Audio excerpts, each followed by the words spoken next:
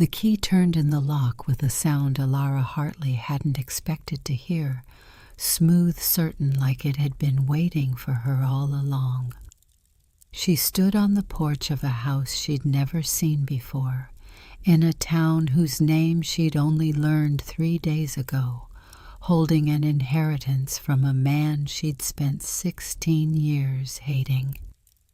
The November wind cut through the Oregon pines, carrying the smell of wood smoke and something else, something that felt uncomfortably like memory. 30 days, the lawyer had said. Live there for 30 consecutive days, or the property goes to the secondary beneficiary.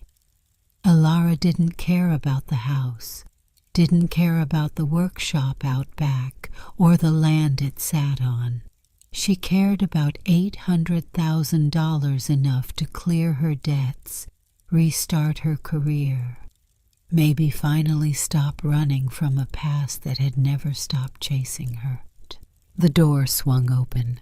Inside, dust motes danced in slanted afternoon light. The air smelled like sawdust and old coffee lived in, and strangely warm. On the wall beside the entrance hung a photograph, a young girl with dark braids, maybe 7 years old, sitting on a man's shoulders. Both were laughing. Alara's breath caught. She recognized the girl immediately, her sister Vivian, who'd vanished 10 years ago, presumed dead. Case closed. But she'd never seen this photo before, never seen her father smile like that. And pinned to the frame was a handwritten note, the ink still dark. Alara, Vivian is alive. Find her before they find you. Dad. The key suddenly felt very heavy in her hand. 3 days earlier, Boston had been cold in the way only October in New England could be wet gray. The kind of cold that settled into your bones and stayed there. Alara had been working late again, alone in her corner of the architecture firm's open-plan office, when her phone buzzed with a number she didn't recognize. She almost didn't answer, almost let it go to voicemail like she did with everything that wasn't work, wasn't necessary, wasn't part of the careful, controlled life she'd built for herself over the past decade. But something made her pick up. Miss Hartley. The voice on the other end was professionally neutral, female. This is Patricia Greenwald from Greenwald and Associates Attorneys at Law. I'm calling regarding the estate of Robert James Hartley. Alara's hand tightened around the phone. I'm sorry, she said, and her voice came out steadier than she felt. Who? Your father, Miss Hartley. I'm very sorry for your loss. Mr. Hartley passed away 3 months ago. We've been trying to reach you, but the contact information we had was 3 months. Alara stood up her chair, scraping against the floor. Around her, the office was empty. Everyone else had gone home hours ago. Why are you calling me now? There was a pause, paper shuffling. The estate is somewhat complicated, Patricia said carefully. There are conditions attached to the inheritance. We needed time to verify certain legal requirements before contacting the beneficiaries. I'm not interested. Miss Hartley, I understand this must be difficult, but you don't understand anything. Alara's voice was sharp, now cutting. My father left when I was 12 years old. I haven't seen him or heard from him in 16 years. Whatever he left behind, I don't want it. The estate is valued at approximately $800,000. The number landed like a physical thing. Alara sat back down. Patricia continued, her voice still professionally calm. The property includes a house, a workshop, and 2 acres of land in Timber Falls, Oregon. But there's a condition. You must live in the residence for 30 consecutive days. If you choose not to, or if you leave before the 30 days are complete, the inheritance passes to a secondary beneficiary whose identity is currently sealed. Alara closed her eyes. $800,000. That was her student loans, her credit card debt, the lease on her overpriced studio apartment that she could barely afford. That was starting over. That was freedom. "What if I just sell it?" she asked. "You can't. Not until the 30 days are complete and the property is legally transferred to you. Those are the terms of the will." "That's insane." "Perhaps, but it's legal. I have the documents here if you'd like to review them." Alara looked around her office. At the desk where she'd spent 12-hour days for the past 5 years. At the drafting table covered in blueprints for someone else's dream house. At the empty coffee cups and the framed degree on the wall that had cost her $60,000 and bought her exactly nothing that felt like a life. "When would I need to start?" she heard herself ask. "As soon as possible. The estate has been in limbo for 3 months already. There are bills, property taxes. The longer this takes, the more complicated it becomes." "I have a job." "I'm sure you do. But Miss Hartley, this is $800,000. I think it's worth considering." Alara thought about her bank account, the overdraft notice she'd gotten last week, the promotion she'd been passed over for, again, the empty apartment waiting for her in the dark. "I'll think about it," she said. "I'll email you the documents tonight. But Miss Hartley, don't take too long. Time matters in situations like these." After she hung up, Alara sat in the dark office for a long time, staring at nothing. Robert Hartley, her father, dead for 3 months, and she hadn't even known. She tried to feel something, grief, anger, anything, but there was only a dull, familiar numbness, the same numbness that had settled over her the day he left. The same numbness that had carried her through her mother's death at 18, through Vivian's disappearance that same year, through every loss and abandonment that had taught her the same lesson over and over. Don't need anyone, don't trust anyone, don't let anyone close enough to leave. Her phone buzzed. An email from Patricia Greenwald. Subject line: Estate Documents. Robert J. Hartley. Alara opened it, scrolled through pages of legal language that might as well have been another language entirely, until she found the personal letter scanned and attached as a PDF. It was handwritten, the writing shaky but deliberate. "Alara," it began, just her name. "Nothing more. I know you have no reason to trust me. I know I don't deserve your time or your attention, but I'm asking anyway the way a desperate man asks, because I have nothing left to lose, and you have everything to gain. Come to Timber Falls. Live in the house for 30 days. That's all I'm asking. In exchange, everything I have is yours. But more than that, and I know you'll think I'm lying or crazy or cruel, Vivian is alive. I found her, Alara. Your sister is alive. I've seen her. But I'm too old, too sick, too late to bring her home. You're the only one who can do it now. I've left you everything you need. The house, the workshop, the journals. But you have to come here first. You have to see it. You have to understand what happened before you can find her. Please, Alara. I know I'm asking for more than I deserve, but this isn't for me. It's for Vivian. It's for you. Don't let my mistakes cost you the only family you have left. Dad. Alara read it 3 times, then a 4th. Vivian is alive.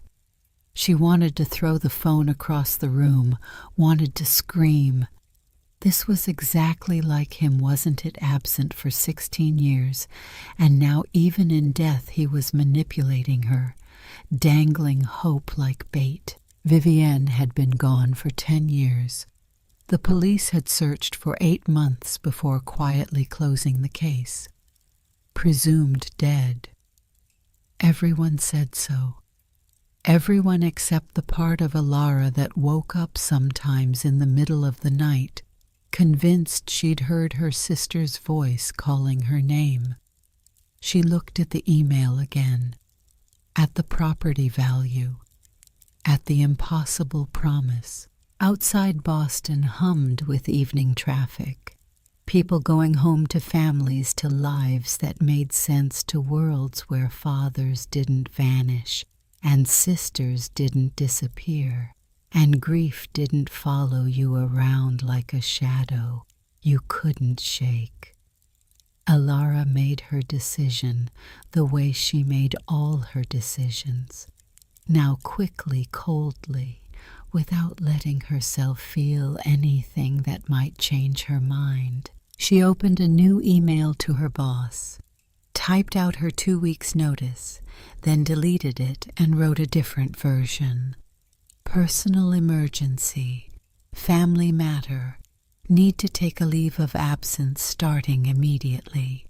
She sent it before she could reconsider. Then she booked a flight to Portland, Oregon, leaving in 3 days. Not because she believed her father, not because she thought Vivian was really alive, but because $800,000 was enough to buy a lot of things, and maybe, just maybe, it was enough to buy some answers.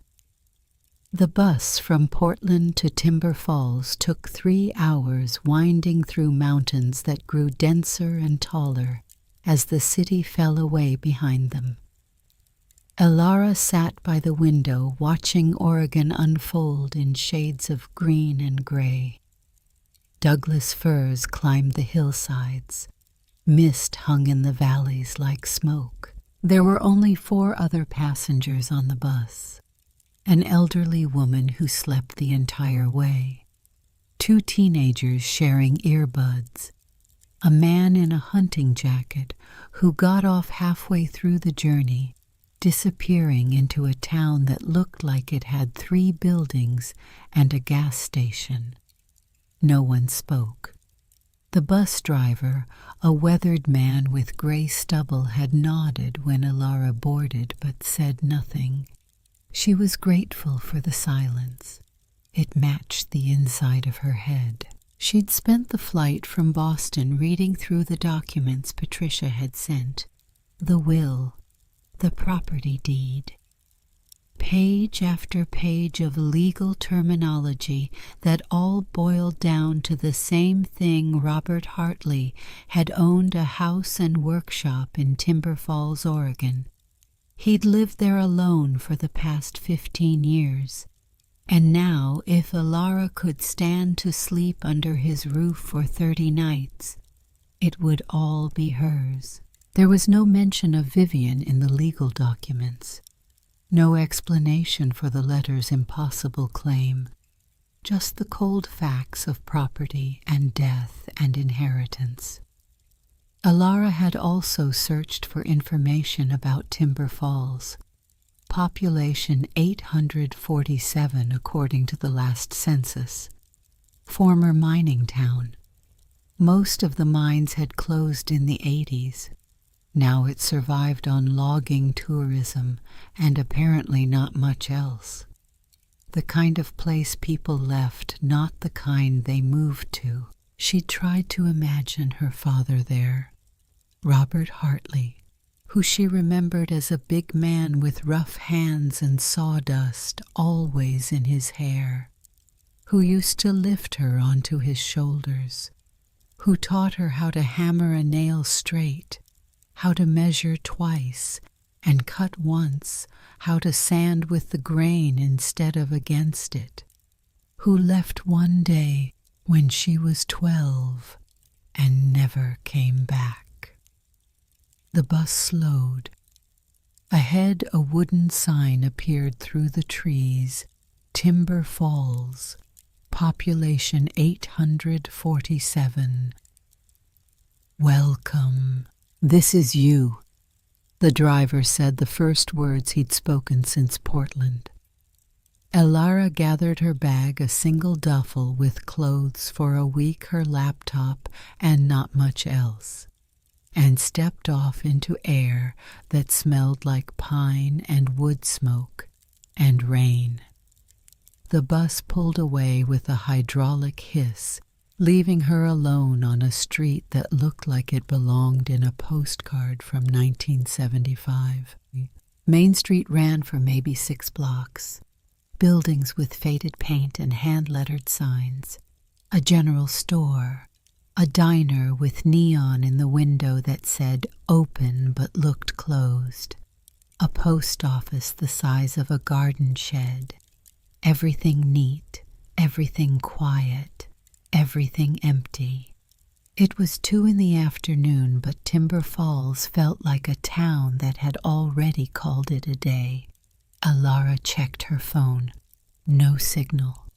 Of course. She'd printed out directions before leaving Boston. The house was on Hartley Road. Apparently her father had lived there long enough to have a street named after him, or maybe he'd named it himself about a mile east of town center. She started walking. The pavement gave way to gravel after the first block. Houses appeared sporadically set back from the road, half hidden by trees. Some looked maintained. Others looked like they were quietly being reclaimed by the forest. She passed a yard full of rusted cars, a house with laundry on the line, a property that was just a chimney and a foundation, the rest long gone. The further she walked, the quieter everything became. No traffic, no voices, just the sound of her footsteps on gravel and the wind moving through the pines. She'd grown up in Boston. Noise was normal. Silence was suspicious. This silence felt like it had weight. After 20 minutes, the road curved and the trees opened up.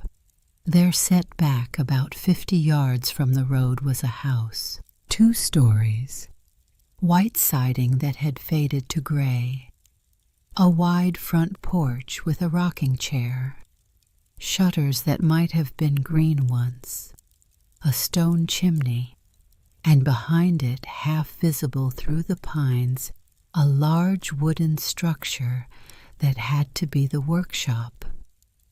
Elara stopped walking. This was it. This was where he'd been all those years. While she was growing up in Boston, changing schools, watching her mother work herself to exhaustion, wondering every single day why he never called, never wrote, never came back. He was here. She felt a flash of anger, hot and sudden. Then it faded the way all her feelings did lately, back into that familiar numbness. She walked up the gravel drive. The porch steps creaked under her weight. Someone had swept recently. There were no leaves, no debris. The windows were clean. She pulled out the key Patricia had mailed to her, heavy old-fashioned brass. It slid into the lock smoothly, turned without resistance, and the door opened. The first thing Elara noticed was the smell. Not must or decay like she'd expected. but sawdust and coffee and something else. Linseed oil, maybe. The smell of work of hands that stayed busy. The second thing she noticed was the light. It poured in through windows on 3 sides of the main room, turning the dust in the air into something almost beautiful. The third thing was the photograph. It hung on the wall just inside the door in a simple wooden frame. Vivian, maybe 7 years old, dark braids flying, sitting on their father's shoulders, both of them laughing. Behind them, blurred but recognizable, was this house, this porch. Alara had never seen this picture before. She stepped closer, her bag slipping from her shoulder to the floor. When had this been taken? Vivian was 7, which meant Alara would have been 10. But Alara didn't remember ever being here. Didn't remember Vivian ever meeting their father after he left. Unless he hadn't left. Unless he'd been taken. The thought arrived uninvited. Alara pushed it away. That's when she saw the note pinned to the frame. A piece of paper folded once, her name written on the outside in handwriting she didn't recognize but somehow knew anyway. She unpinned it with fingers that didn't quite feel steady. Alara Vivian is alive. Find her before they find you, Dad. The words didn't make sense. Find her before they find you. Who was they? Find her where Alara read the note 3 more times, as if repetition would make it clearer. It didn't. She looked at the photograph again. Vivian's face frozen mid-laugh. 7 years old. Happy. 10 years ago, Vivian had been 15 when she disappeared. It had been the worst year of Alara's life. Their mother had died in February, a car accident, sudden and brutal and wrong. Alara had been 18, drowning in grief and funeral arrangements, and the impossible task of becoming an adult overnight. Vivian had tried to be strong, had tried to help, but she'd been 15 and devastated and angry at a world that had taken her mother. In June, 4 months after the funeral, Vivian didn't come home from school. The police searched, put out alerts, questioned everyone, but there were no witnesses, no leads, no trace. Vivian had simply vanished somewhere between the bus stop and their apartment. After 8 months, the detective assigned to the case had sat Alara down and used words like statistically unlikely and presumed deceased and will keep the case open, but Alara had nodded, had signed the papers, had stopped hoping because hope was just another word for prolonged suffering.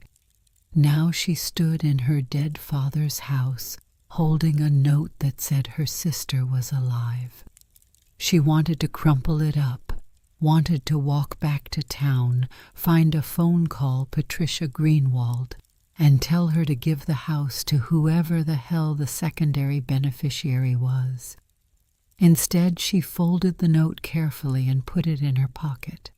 Then she started exploring. The main floor was open plan. Living room, kitchen, dining area all flowing together. Furniture that was simple but well made. A couch that looked hand-built.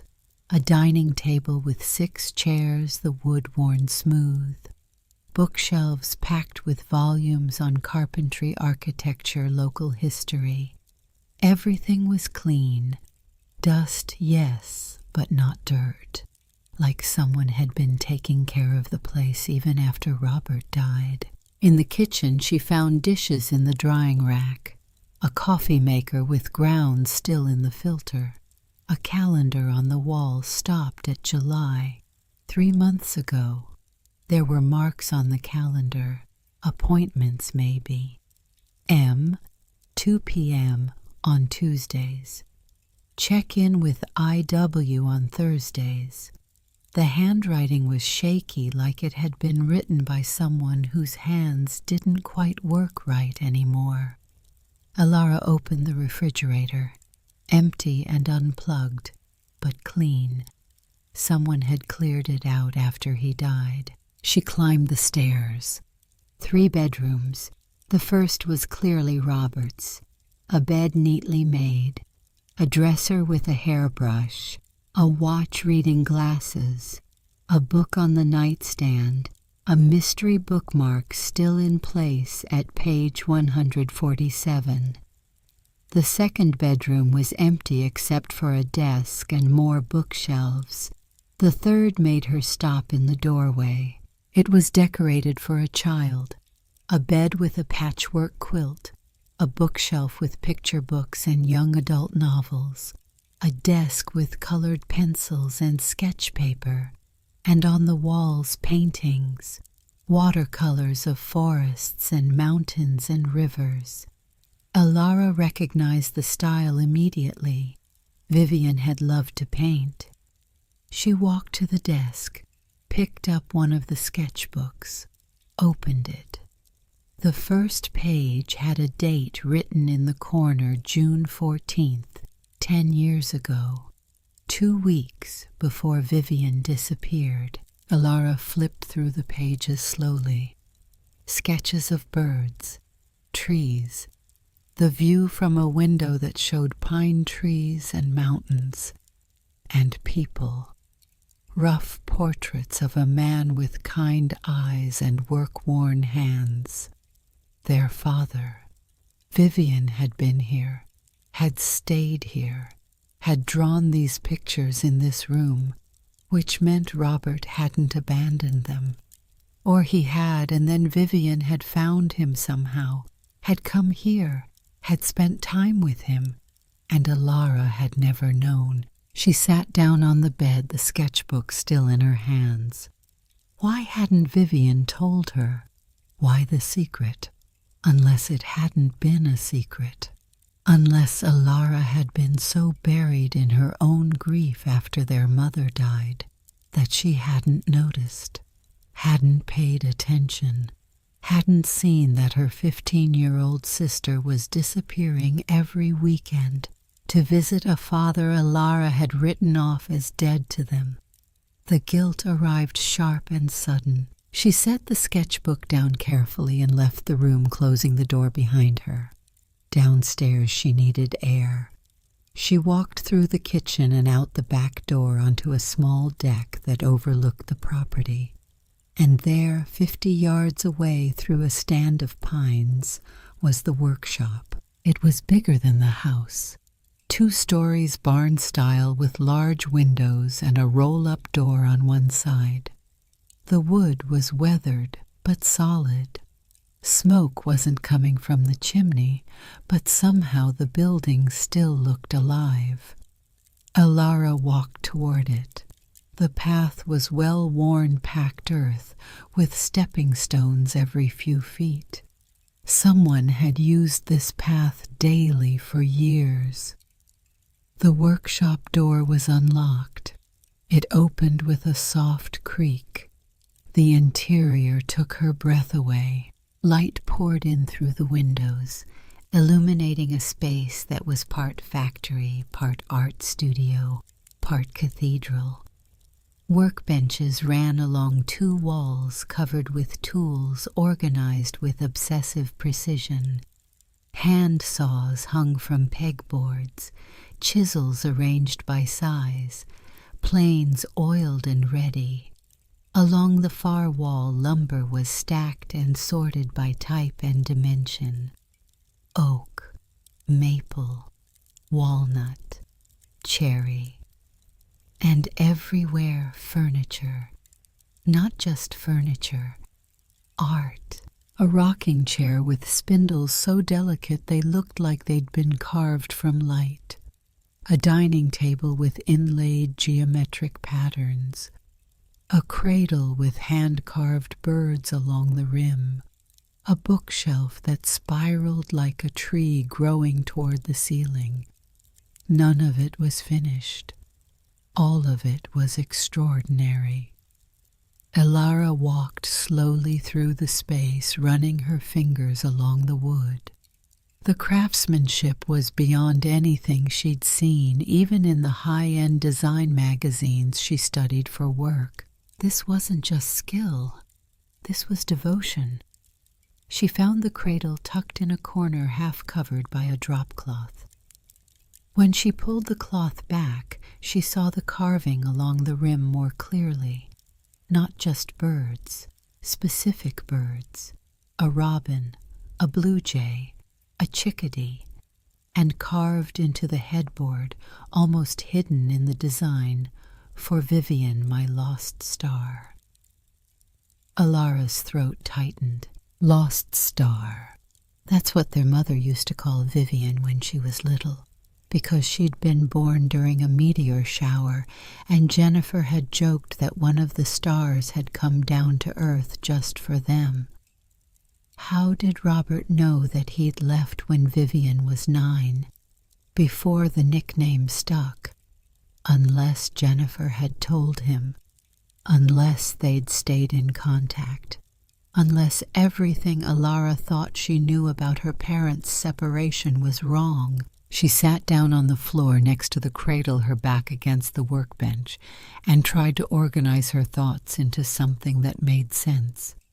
Her father had lived here for at least 15 years, had built a workshop, had created beautiful things, had kept a bedroom ready for Vivian, had somehow stayed in touch with at least one of his daughters, even if Alara hadn't known about it. And now he was dead, and the house was hers, and there was a note saying Vivian was alive. None of it added up. She needed information, needed to understand what had happened in the 16 years between Robert leaving Boston and dying in this house. Her eyes fell on a filing cabinet in the corner, heavy steel 4 drawers locked. No. Not locked. The key was in the lock, turned halfway. Alara stood and walked over, turned the key the rest of the way, pulled open the top drawer. Files, dozens of them, labeled by year. She pulled out the one marked with the current year. Inside were receipts, tax documents, bank statements, nothing interesting. She tried the year before, more of the same. Then she opened the second drawer, files labeled differently here, not by year but by name, and there third from the front, Elara. Her hand shook slightly as she pulled it out. Inside were letters, dozens of them, all addressed to her old address in Boston, all stamped "Return to Sender." She opened the first one, dated 16 years ago, just a few months after Robert had left. "Dear Alara," it began. "I know you're angry with me. I know you don't understand why I had to leave. Someday I'll be able to explain, and I hope you'll forgive me. Until then, please know that I think about you every day. I love you. I've always loved you. Nothing will ever change that, Dad." The next letter was from 3 months later, then 6 months. Then they came monthly like clockwork. Birthday letters, Christmas letters, letters about her starting high school, about her mother's death, about Vivian. All returned, all undelivered. But not because Robert hadn't tried. Alara read through them with a growing sense of unreality. This didn't match the story she'd told herself for 16 years. The story where Robert was a coward who abandoned his family and never looked back. This was a man who had written to his daughter every month for 16 years, even though every single letter came back. Why hadn't she received them? Had her mother intercepted them? She put the letters back and checked the filing cabinet again. Found another folder. This one labeled Jennifer. Inside was legal correspondence. Restraining order documents. A court order prohibiting Robert from contacting Jennifer or coming within 500 feet of the family home, dated 3 weeks after he'd left. A restraining order. Her mother had gotten a restraining order. Why Alara kept reading. Found a police report. An arrest record. Robert Hartley arrested for fraud, released on bail, trial pending. The trial date was crossed out. A note in the margin said, "Charges dismissed, lack of evidence." But by then the restraining order was in place. Jennifer had filed for divorce, and Robert had moved to Oregon.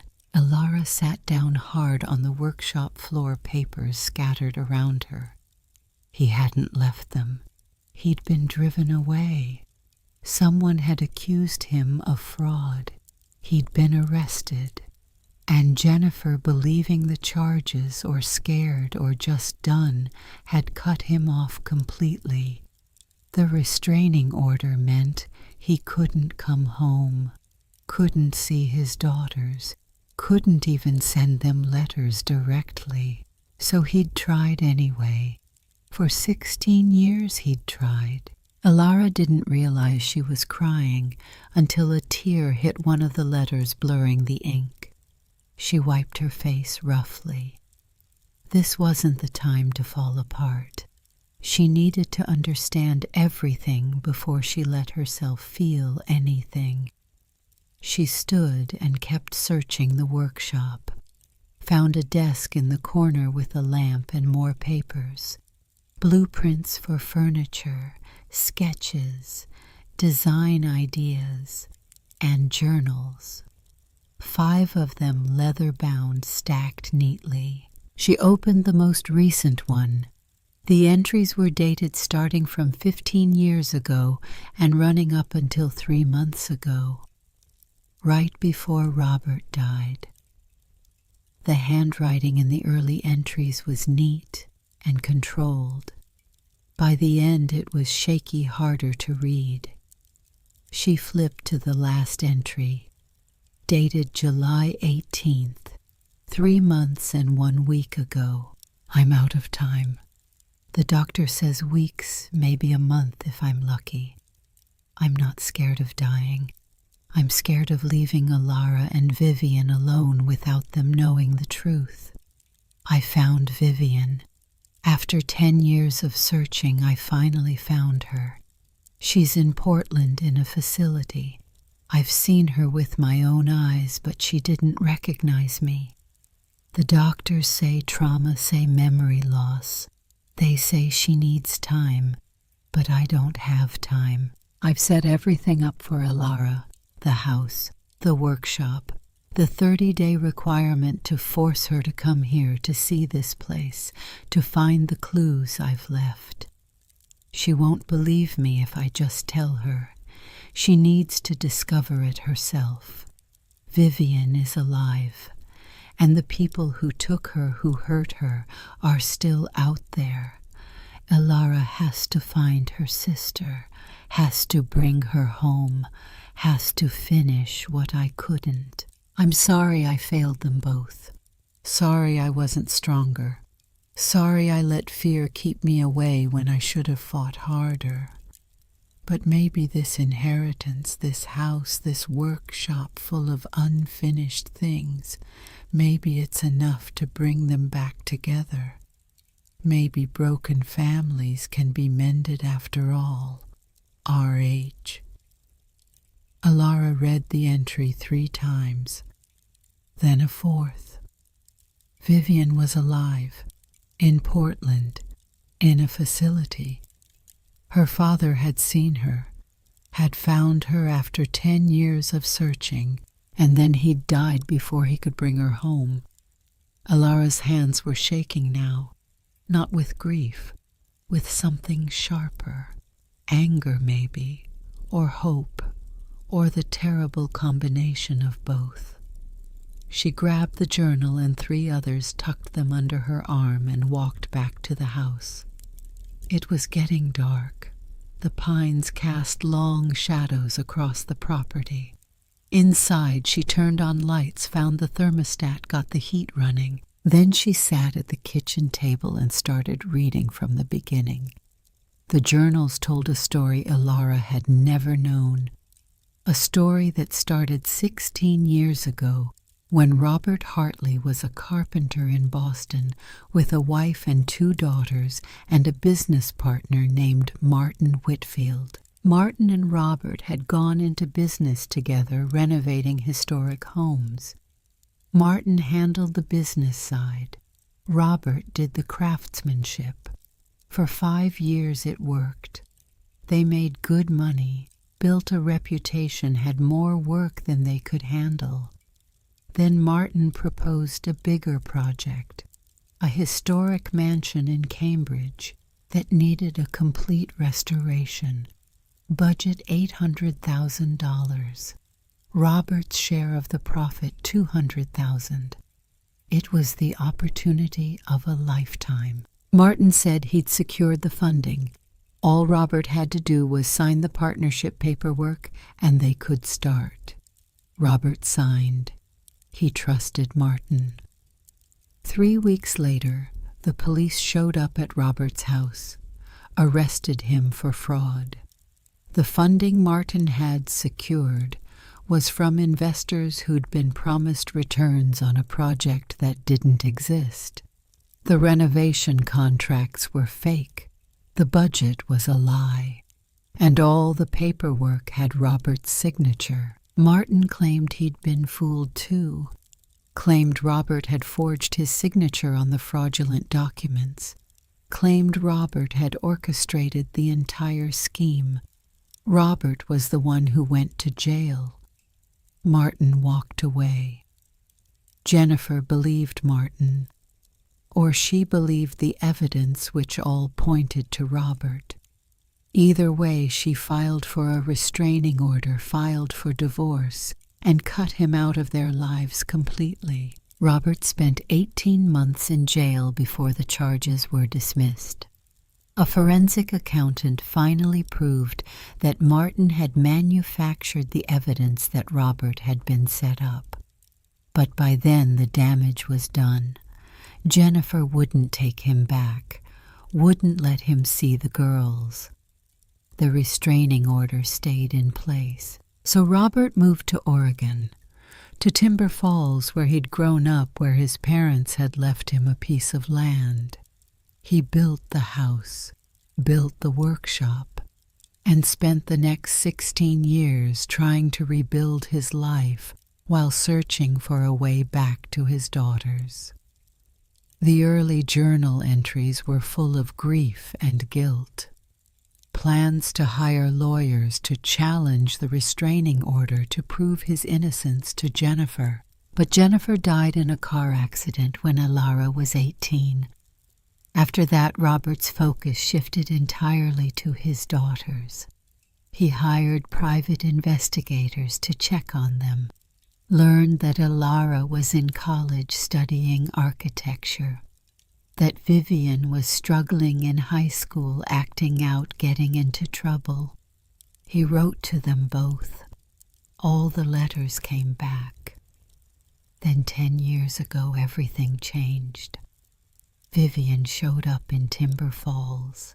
Robert's journal entry from that day was 3 pages long, the handwriting shaky with emotion. She found me. I don't know how, but Vivian found me. She's 15 and she's angry and she's beautiful and she's here. She says she found old letters in Jennifer's things after the funeral. Letters I'd written to Jennifer in the early years before the restraining order, when I was still trying to explain. Letters Jennifer had hidden.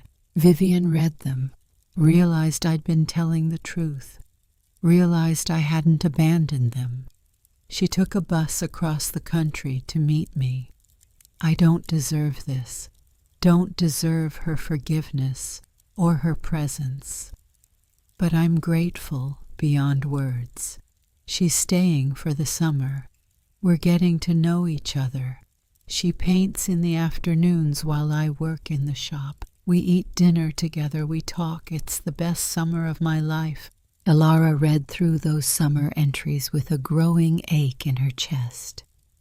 Vivian had been here, had spent 3 months with their father, had been happy, and Elara, buried in her own grief after their mother's death, hadn't noticed her sister leaving every weekend, hadn't asked where she was going, hadn't paid attention.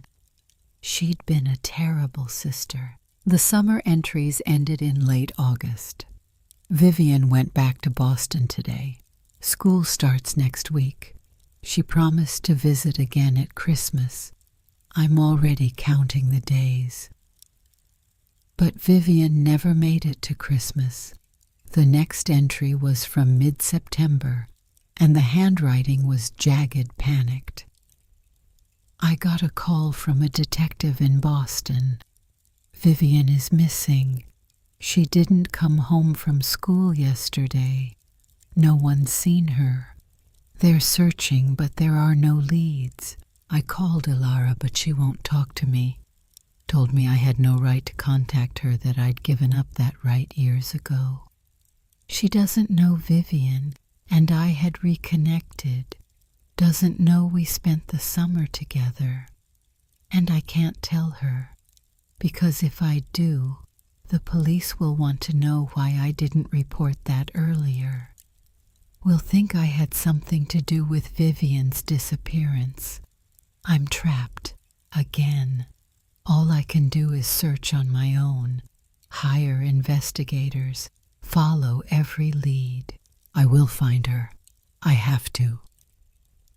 For the next 10 years, the journals documented Robert's search. Private investigators hired and fired, leads that went nowhere, tips that turned out to be false. Years of searching, spending every dollar he had, following every possible trail. Until a year ago, when one of the investigators finally found something. A Jane Doe admitted to a psychiatric facility in Portland.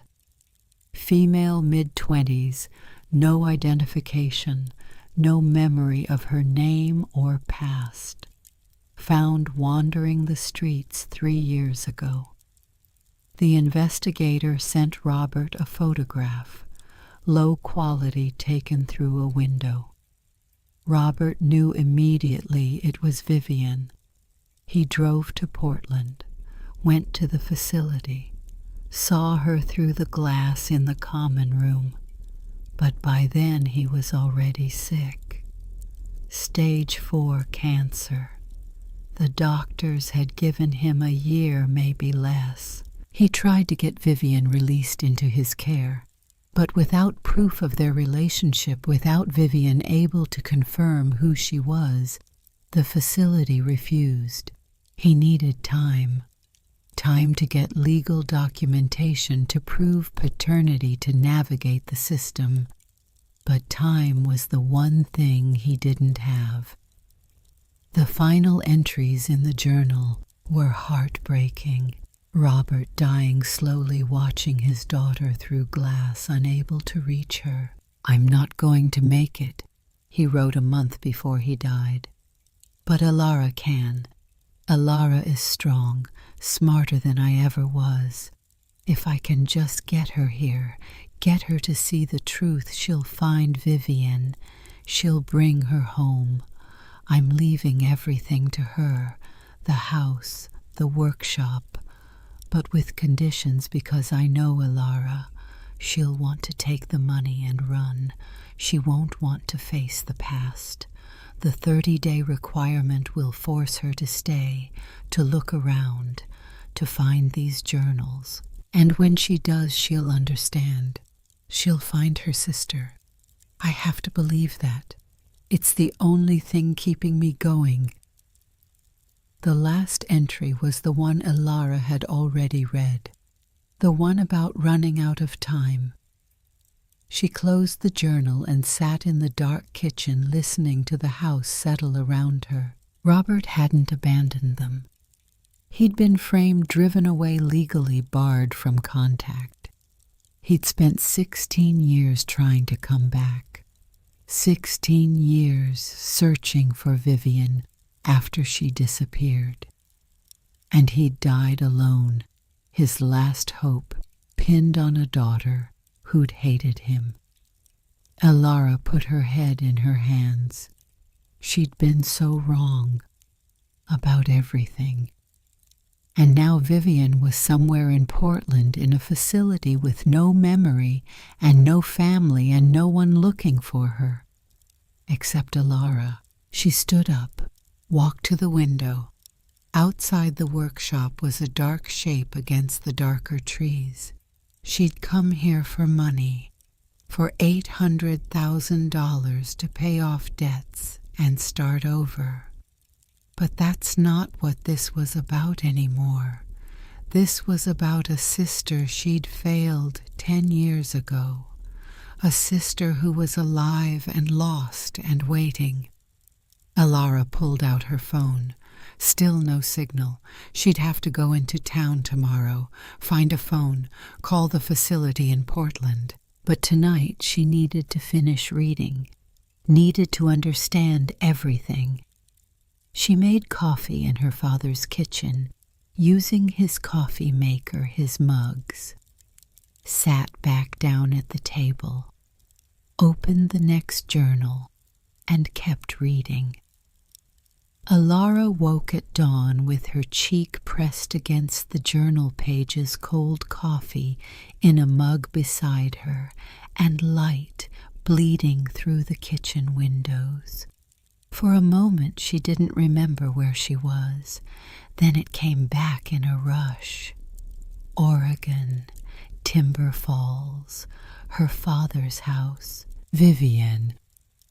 She sat up, her neck stiff, her eyes gritty. She'd read until 3 a.m, working through all 5 journals chronologically. Now she understood the full scope of what Robert had been trying to do.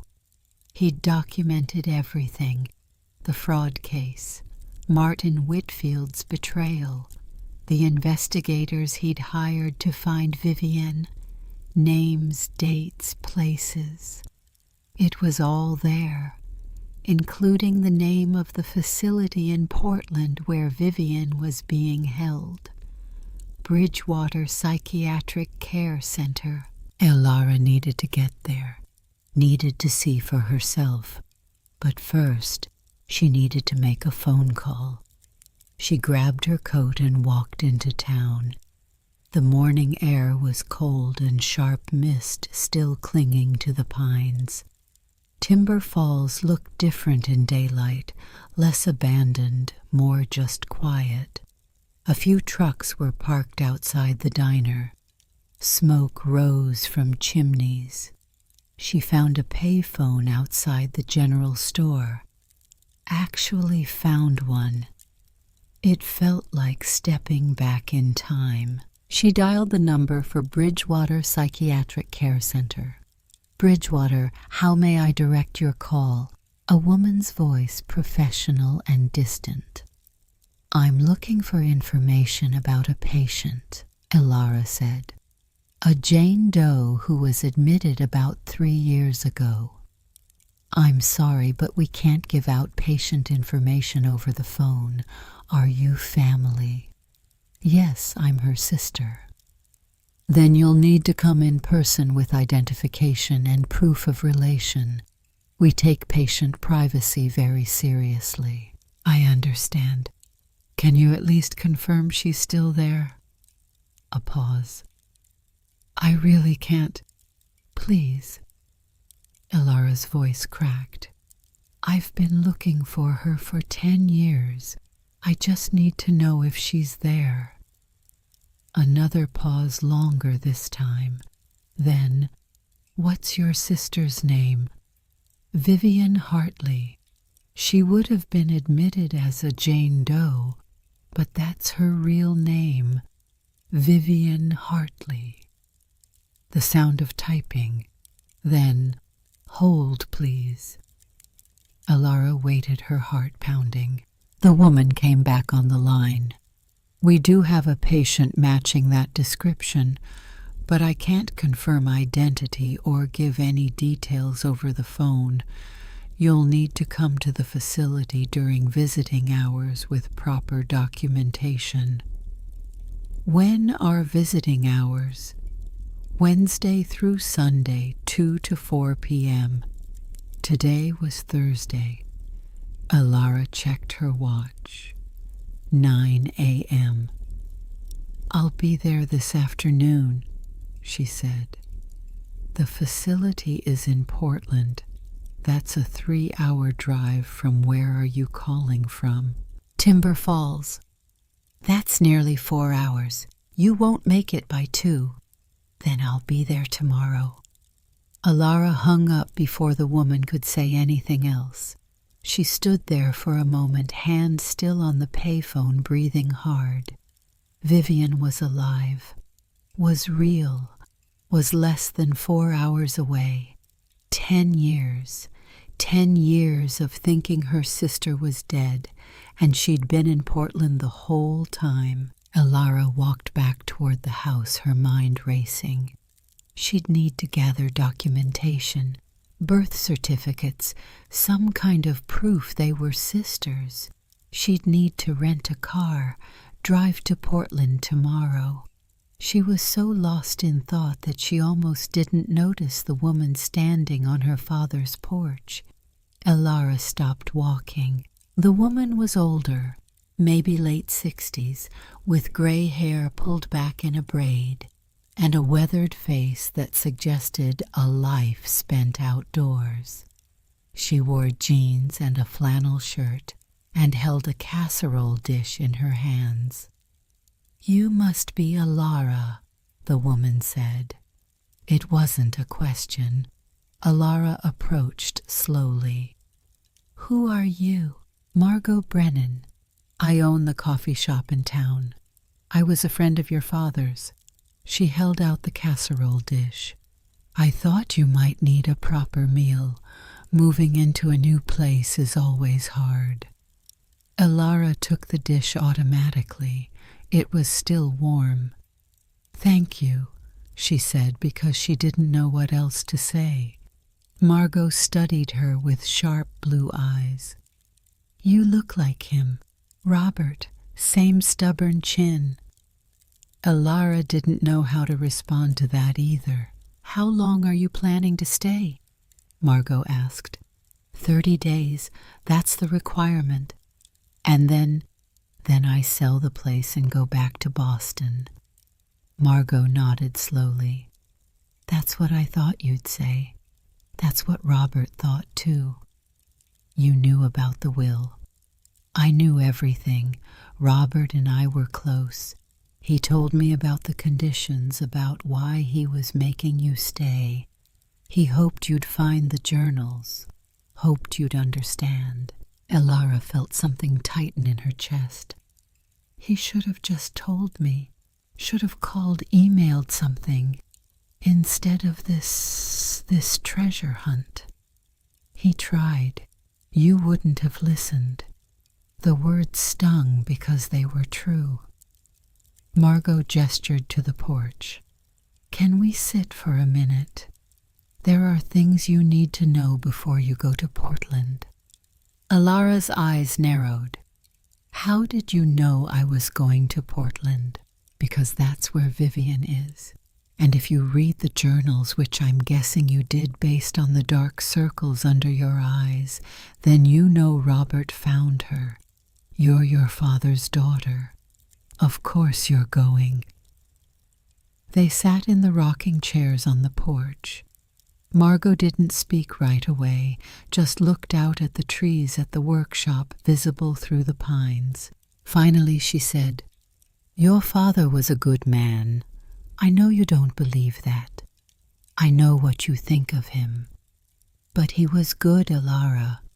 And what happened to him, what Martin Whitfield did, it destroyed more than just his reputation. The journals said Martin framed him. Martin did more than that. He orchestrated the whole thing. The fake investment, the fraudulent contracts, all of it. And when Robert figured it out, when he tried to blow the whistle, Martin made sure Robert went down instead." "Why? What did Martin have to gain?" Margot's expression darkened. "Your father owned land. This land. 2 acres right in the center of what's now the most valuable property in Timber Falls. Martin wanted it, offered to buy it multiple times. Robert always said no, so Martin found another way." Elara felt cold. He framed Robert to get his land. He framed Robert to ruin him, to make sure Robert lost everything, his business, his family, his reputation. When Robert went to prison, he couldn't pay his bills. The land went into foreclosure. Martin bought it for pennies on the dollar. But Robert's here now, on this land, because I bought it back. Margot's voice was quiet. Used my savings, bought it at auction and held it in trust until Robert got out of prison. Then I signed it back over to him. Elara stared at her. "Why would you do that?" "Because someone needed to believe him. Someone needed to stand by him when everyone else walked away." Margot met her eyes. "I loved your father, Elara. Not the way you're thinking. But I loved him, and I couldn't let Martin win." The morning air felt heavier suddenly. "What happened to Martin?" Elara asked. "He died 5 years ago. Fell down the stairs at his house. Ruled an accident." "Was it?" Margot didn't answer right away. Then his son Callum inherited everything. The business, the properties, the money. All of it built on what Martin stole from your father and a dozen other men he ruined. And Callum, still here, still running the family business, still buying up every piece of land he can get his hands on. Margot paused. "Including this property, he's made offers, through lawyers, through intermediaries. He wants this land, Elara, wants it badly. Why, it's 2 acres in the middle of nowhere.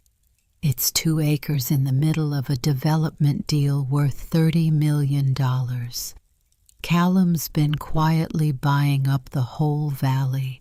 Some big Portland developer wants to build a resort. Timber Falls is about to become a destination. And this property, your property now, is right in the center of the planned site." Alara's mind raced. "So if you sell to Callum, he makes millions. If you don't, the whole development falls apart. Then I won't sell." Margot smiled, but it didn't reach her eyes. "That's what your father said. And 3 months later, he was dead." The implication hung in the air. "You think Callum killed him?" "I think your father was sick. Cancer doesn't need help killing someone. But I also think the stress of fighting off Callum's lawyers, of trying to protect this place while searching for Vivian, I think it wore him down faster than it should have." Margot stood. "You asked what you need to know before going to Portland. Here it is, be careful. Callum knows you're here, knows you inherited. He'll make you an offer, and it'll be generous. more money than you've ever seen. I'm not interested. Good. But he won't give up easily, and there are things he'll do, things he's done before to get what he wants. Like what? Margot looked at her for a long moment. Ask yourself this. Vivian disappeared 10 years ago, right after spending a summer here with Robert. She vanished in Boston, but she ended up in Portland. How does a 15-year-old girl get from Boston to Portland with no memory of how she got there? Elara's blood ran cold. You think Callum had something to do with Vivian? I think there are pieces to this story your father never figured out. Pieces he died trying to understand. Margot descended the porch steps. Just be careful, Elara, and don't trust anyone who makes things sound too easy. She walked away, leaving Elara alone with the casserole and a dozen new questions. Elara sat on the porch for a long time after Margot left, watching the morning light filter through the trees. The journals had given her some answers, but they'd opened up new mysteries too. If Margot was right, if Callum Whitfield had something to do with Vivian's disappearance, then going to Portland wasn't just about finding her sister. It was about finding out what had happened and who was responsible. Elara stood and went back inside. She had work to do, documentation to gather, a car to rent, a 4-hour drive to prepare for. But first she walked back to the workshop. There was something she needed to see again. The cradle sat where she'd left it, half covered by the drop cloth. She pulled the cloth away completely this time, studying the craftsmanship in full daylight. The birds carved along the rim were perfect, each feather detailed, each eye bright, and the words carved into the headboard, "For Vivian, my lost star." Robert had made this for a daughter he might never see again, had poured his grief and hope into every careful cut, every sanded edge. It was beautiful. It was heartbreaking. Elara ran her fingers along the wood, feeling the grain, the smoothness, the care. This was what her father had been, not the man who abandoned them, but the man who built beautiful things while waiting for his daughters to come home. She understood now why he'd left her this place. Not just the money, though, that was part of it, but the workshop, the journals, the evidence of a life spent trying to make amends for mistakes that weren't even his fault. He'd left her the truth, and the truth was this: their family had been broken by lies. But maybe, just maybe, it could be put back together with the truth. Elara covered the cradle again and walked back to the house. Tomorrow she'd drive to Portland. Tomorrow she'd find Vivian, and then they'd figure out the rest together. But tonight she had one more thing to do. She sat at the kitchen table, pulled out a piece of paper, and started writing. "Dear Dad," she began. The words came slowly at first, then faster. "I'm sorry I didn't believe you. I'm sorry I thought the worst. I'm sorry I wasn't there when you needed me.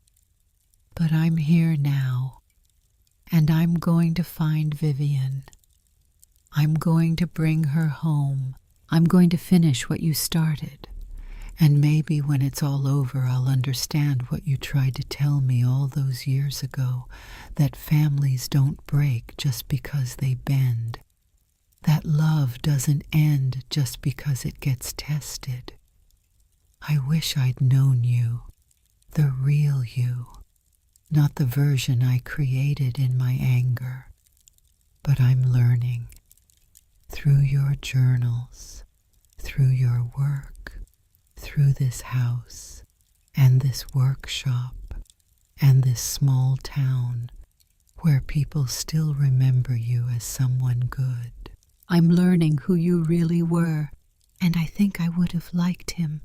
Thank you for not giving up on us, even when we gave up on you. I'll make this right. I promise. Elara. She folded the letter carefully and walked outside to the workshop. There on the workbench, she found what she was looking for, a wooden box Robert had been carving, unfinished like everything else. She placed the letter inside and closed the lid. Someday she'd finish the box. Someday she'd complete the things her father had started. But first, she had to find her sister. Elara walked back to the house as the sun set behind the mountains, painting the sky in shades of orange and gold. Tomorrow everything would change.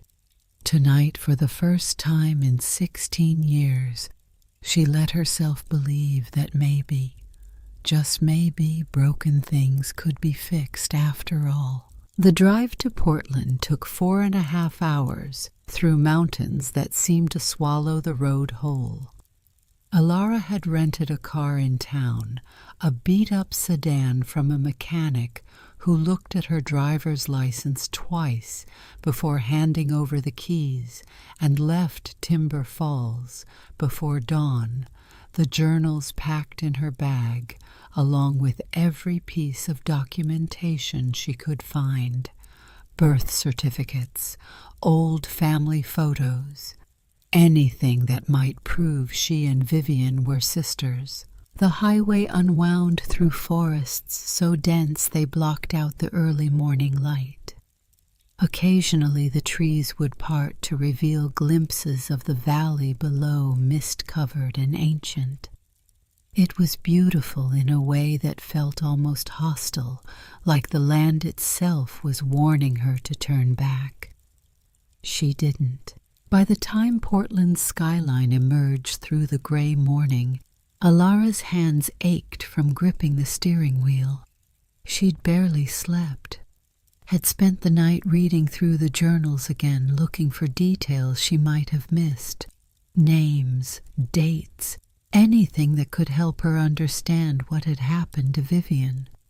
She'd found one entry that kept replaying in her mind, written 8 months after Vivian disappeared. The investigator called today, said there was a reported sighting in Idaho, a girl matching Vivian's description at a bus station. But by the time they followed up, she was gone. The security footage was too grainy to be certain. Another dead end. Another night I won't sleep. I'm starting to think the not knowing is worse than any truth could be. Elara understood that feeling now. The not knowing had followed her for 10 years. But in a few hours, she'd walk into Bridgewater Psychiatric Care Center, and the not knowing would end. She just wasn't sure she was ready for what would replace it.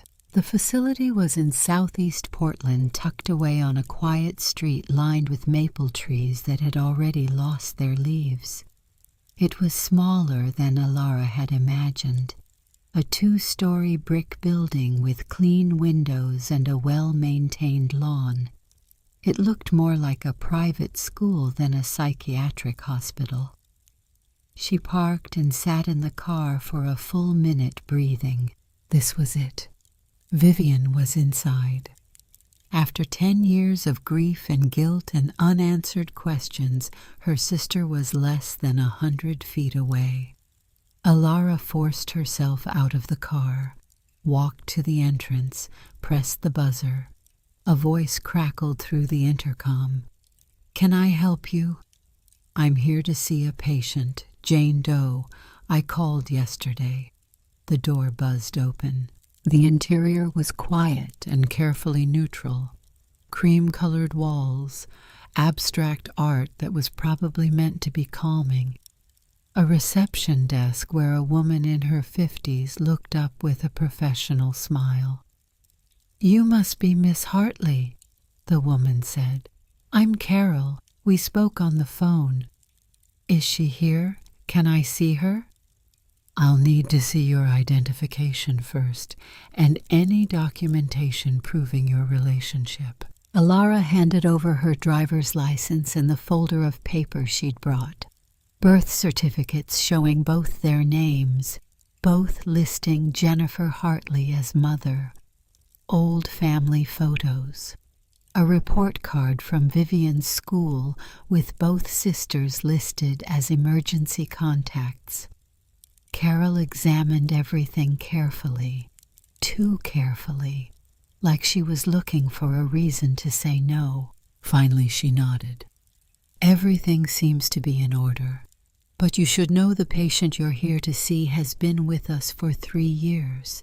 In that time, no one has visited, no one has called asking about her, until you." "Our father tried," Alara said quietly. "He died 3 months ago." Carol's expression softened slightly. "I'm sorry for your loss, but I need you to understand something before you see her. This patient has severe trauma-related amnesia.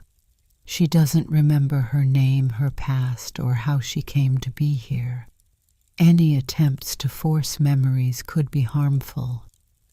I just want to see her, and she may not want to see you. She may not recognize you. She may become distressed." "I understand." Carol stood. "Follow me." They walked down a hallway that smelled like lavender and something medicinal underneath, past doors marked with numbers instead of names. Somewhere a television murmured. Someone laughed, the sound oddly bright in the muted space. Carol stopped at a door marked with a small window. "She's in the common room. I'll introduce you, but after that I'll give you privacy. We'll be watching on the monitors. If she becomes upset, we'll intervene." Alara nodded, not trusting her voice. Carol opened the door. The common room was large and filled with natural light from tall windows. There were chairs, tables, bookshelves. A few patients scattered throughout, an elderly man doing a puzzle, a young woman staring out the window. And there in the corner by the window sat Vivian. Alara's breath stopped. She looked so different. Her dark hair, which had been long and wild at 15, was now cut short and neat. She was thin, too thin and pale. She wore simple clothes, jeans, and a gray sweater. Her hands were folded in her lap. She wasn't doing anything, just sitting, staring at nothing. "Vivian," Carol said gently, "you have a visitor." Vivian didn't react, didn't turn, didn't acknowledge them at all. Carol glanced at Alara. She does this sometimes, goes somewhere inside herself. Just approach slowly. Carol left the door closing softly behind her. Alara stood frozen for a moment. This was her sister. The girl who used to paint for hours, who laughed too loud, who snuck cookies before dinner and blamed it on the dog they didn't have. Now she sat like a ghost of herself. Alara crossed the room slowly, pulled a chair up beside Vivian, sat down, leaving space between them. "Viv," she said softly, "it's me. It's Alara." Nothing. No reaction. "I know you might not remember me. They said you might not. But I'm your sister, your big sister. I've been looking for you for a really long time."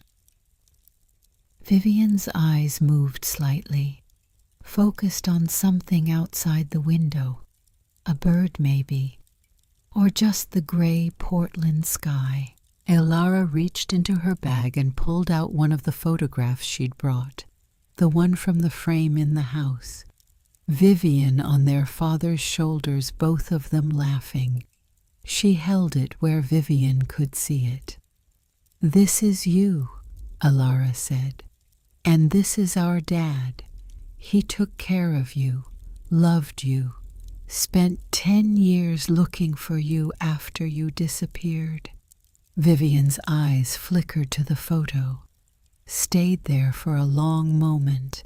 Then she spoke, her voice rough from disuse. "Gone." It was barely a whisper, but Elara heard it clearly. "What's gone?" Elara asked gently.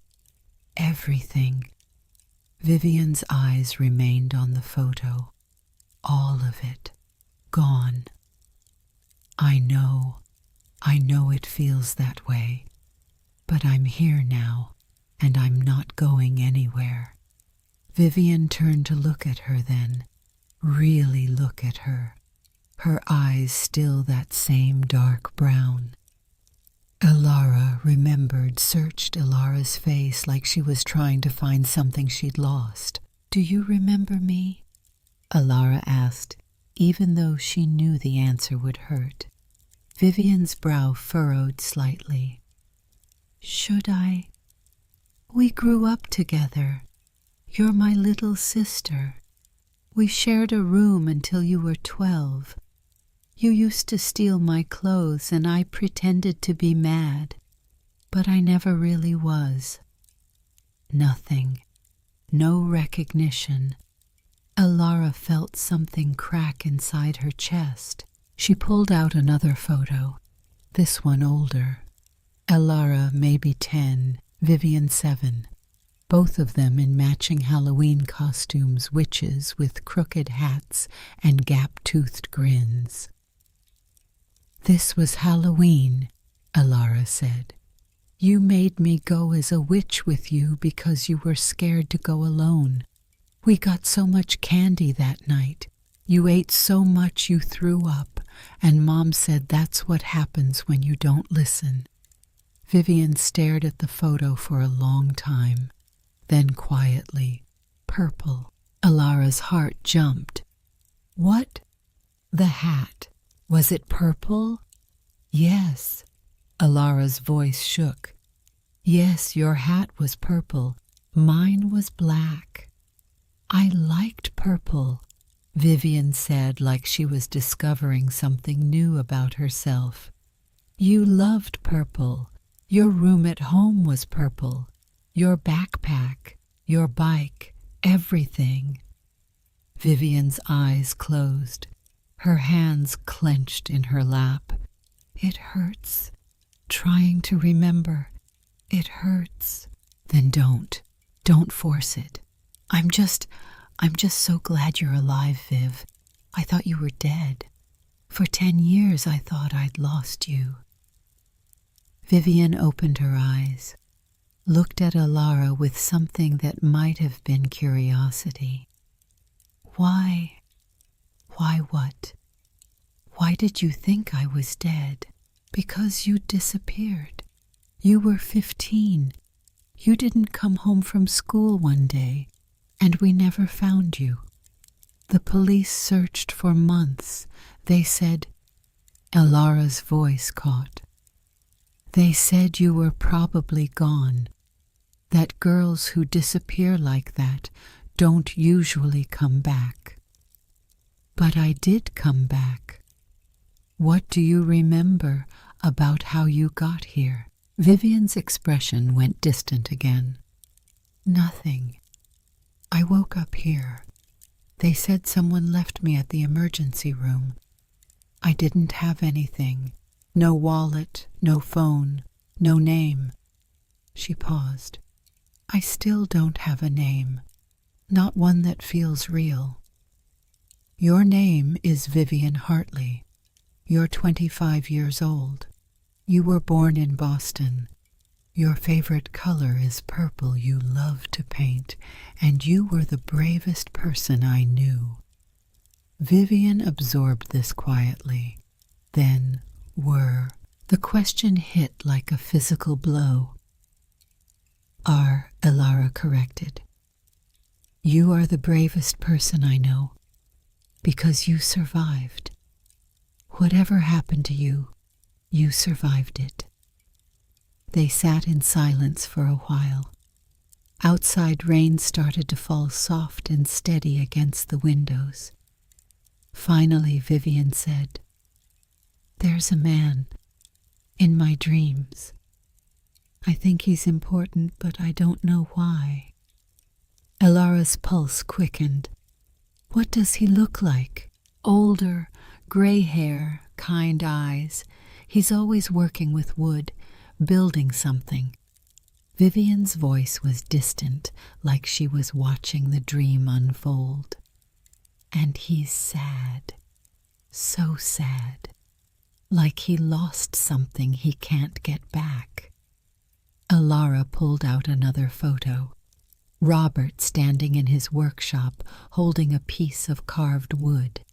One of the few photos she'd found in the house. "Is this him?" Vivian looked at the photo. Her hand trembled as she reached out to touch it. "Yes. Who is he?" "Our father. His name was Robert. He died 3 months ago, but before he did, he found you. He knew you were here. He tried to get you released, but he ran out of time." Tears slid down Vivian's face, silent and steady. "I don't remember him, but I feel like I should. Like there's this empty space where something important used to be." "That's grief," Elara said softly. "Even when we can't remember what we lost, we still feel the shape of it." Vivian wiped her face roughly. "Why can't I remember? The doctors say it's trauma, but they don't know what kind. They don't know what happened to me." "Do you want to know?" Vivian was quiet for a long time. Then, "I'm afraid to." "That's okay. We don't have to figure it out today, or tomorrow, or ever if you don't want to." "But you want to know." It wasn't a question. Vivian was looking at her with surprising clarity. Elara nodded. "I do. Because someone took you. Someone hurt you enough that your mind shut down to protect you, and whoever did that is still out there. You want revenge. I want justice, and I want to make sure they can't hurt anyone else." Vivian considered this. "What if I don't remember? What if it's just gone forever?" "Then we work with what we have. Our father kept journals. He documented everything he found while searching for you. There are leads, names, places. We can start there. If you want, if you're willing to leave here and come with me." Vivian looked around the common room. At the neutral walls, the careful furniture, the other patients moving through their carefully structured days. "This place is safe," she said. "Nothing bad happens here, but nothing good happens either, does it?" Vivian's mouth quirked in something that wasn't quite a smile. "No, nothing good. I can't promise it'll be easy. I can't promise you'll get your memories back, but I can promise you won't be alone, and I can promise that whatever we find out, we'll face it together." Vivian was quiet for a long moment. Then she stood. "I want to see the house." "What house?" "The one in the picture, with the trees and the workshop. I think I've been there before. In my dreams, I'm always trying to get back to a house in the trees. Alara's throat tightened. That's our father's house in Timber Falls. I'm staying there now. Take me there. Are you sure? Vivian met her eyes. No, but I'm tired of being safe. I want to remember who I was, even if it hurts. Getting Vivian released took 3 days of paperwork, psychiatric evaluations, and conversations with doctors who were deeply skeptical about discharging a patient into the care of a sister she didn't remember. But Alara was relentless. She provided documentation. She sat through interviews. She convinced them that family was exactly what Vivian needed. Finally, on the 3rd day, Carol handed her the discharge papers. She's fragile, Carol said. More fragile than she seems. Any stress, any pressure to remember it could cause a breakdown. I understand. Do you, because she's been stable here for 3 years, and you're about to take her into a situation that's completely unknown. If this goes wrong, it won't. You can't promise that. No, Alara admitted. But I can promise I'll take care of her. She's my sister. She's all the family I have left. Carol studied her for a long moment. Then she handed over a bag with Vivian's belongings, a few changes of clothes, some art supplies, nothing personal, because Vivian had arrived with nothing. Good luck, Carol said. You're going to need it. The drive back to Timber Falls was quiet.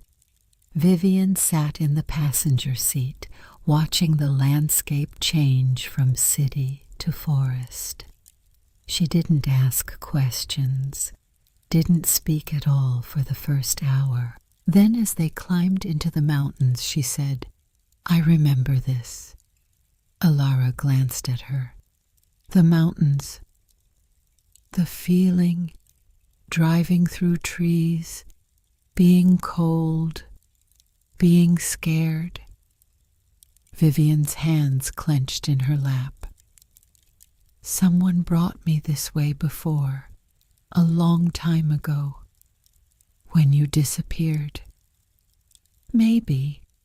I don't know. It's not a memory, just a feeling. That's okay, feelings are a start. They drove in silence for another hour. The mountains grew taller, the trees denser. By the time they reached Timber Falls, it was late afternoon and the sky was threatening rain. Vivian sat up straighter as they turned onto Hartley Road. I know this place. You've been here before. You spent a summer with Dad when you were 15, right before you disappeared. Vivian stared at the house as it came into view. At the white siding, the porch, the workshop behind it. I was happy here, she said quietly. I don't remember details, but I remember the feeling. I was happy. They got out of the car. Vivian stood in the driveway looking around like she was trying to match the reality to the fragments in her mind. Come on, Alara said. I'll show you inside. But Vivian didn't move toward the house. She moved toward the workshop. In there, she said. I need to see in there. Alara followed her across the yard. The workshop door opened with the same soft creak. Inside, the late afternoon light made everything glow. Vivian walked slowly through the space, ran her fingers along the workbenches, touched the tools, stopped in front of the cradle. He made this for me, she said. It wasn't a question. Yes. How did you know? Vivian pulled back the drop cloth, revealing the carved birds. I remember these, Blue Jay, Robin, Chickadee. He taught me their names. We'd sit on the porch in the morning, and he'd point them out. It was the first concrete memory Vivian had shared. Elara felt hope bloom painfully in her chest. What else do you remember? Vivian closed her eyes. The smell of sawdust, coffee in the morning, him teaching me how to use a chisel, being patient even when I messed up. She opened her eyes. And then nothing. It just stops, like someone turned off a light. The summer ended. You went back to Boston. And then I disappeared. Yes. Vivian turned to face her. Someone took me from Boston to Portland. Someone kept me for years because I didn't end up at that hospital until I was 22. That's 7 years missing. 7 years I can't account for. The math was brutal. Elara had done it herself, but hearing Vivian say it made it real in a way that hurt. We'll find out what happened, Elara said. How? Our father's journals. He documented everything, and there's someone in town who knew him well. Her name is Margot. She might have answers. I want to read the journals. Viv, I don't know if that's a good idea. They're detailed. Some of what he wrote. I don't care. They're about me. I have a right to know. She was right. As much as Elara wanted to protect her, Vivian deserved the truth. Okay, Elara said. But not tonight. Tonight you rest. You just left the only place you've known for 3 years. That's enough for one day. Vivian looked like she wanted to argue, but exhaustion was etched into her face. Fine, but tomorrow I read everything. That night Elara made dinner in their father's kitchen while Vivian explored the house.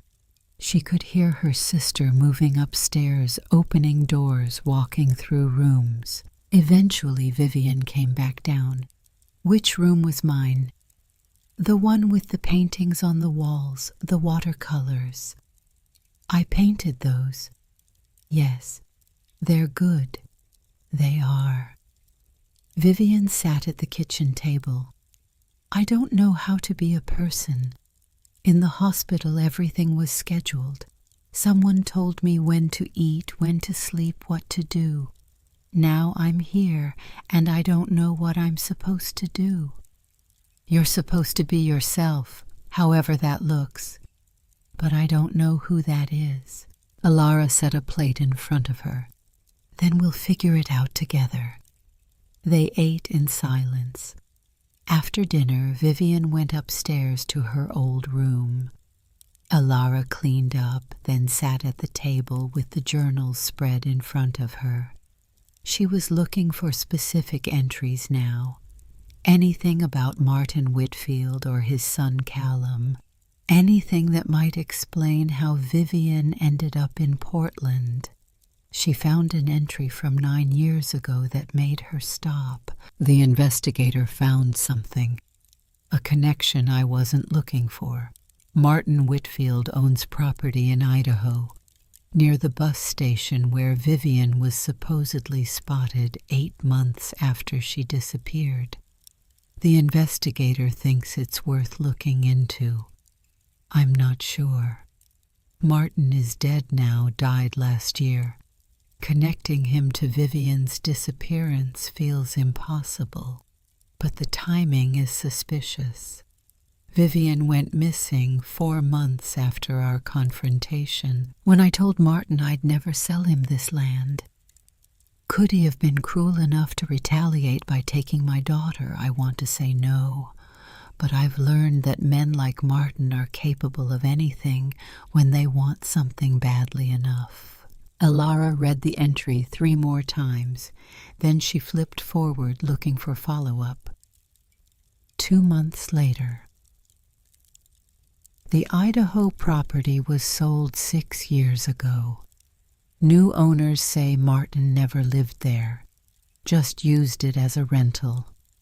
No records of who rented it. Another dead end. But it wasn't a dead end. Not really. If Martin had property in Idaho, and Vivian was spotted near that property, and Vivian ended up in Portland, Oregon, the next state over, then there was a trail, faint but real. And if Martin was involved, then his son might be too. Callum Whitfield.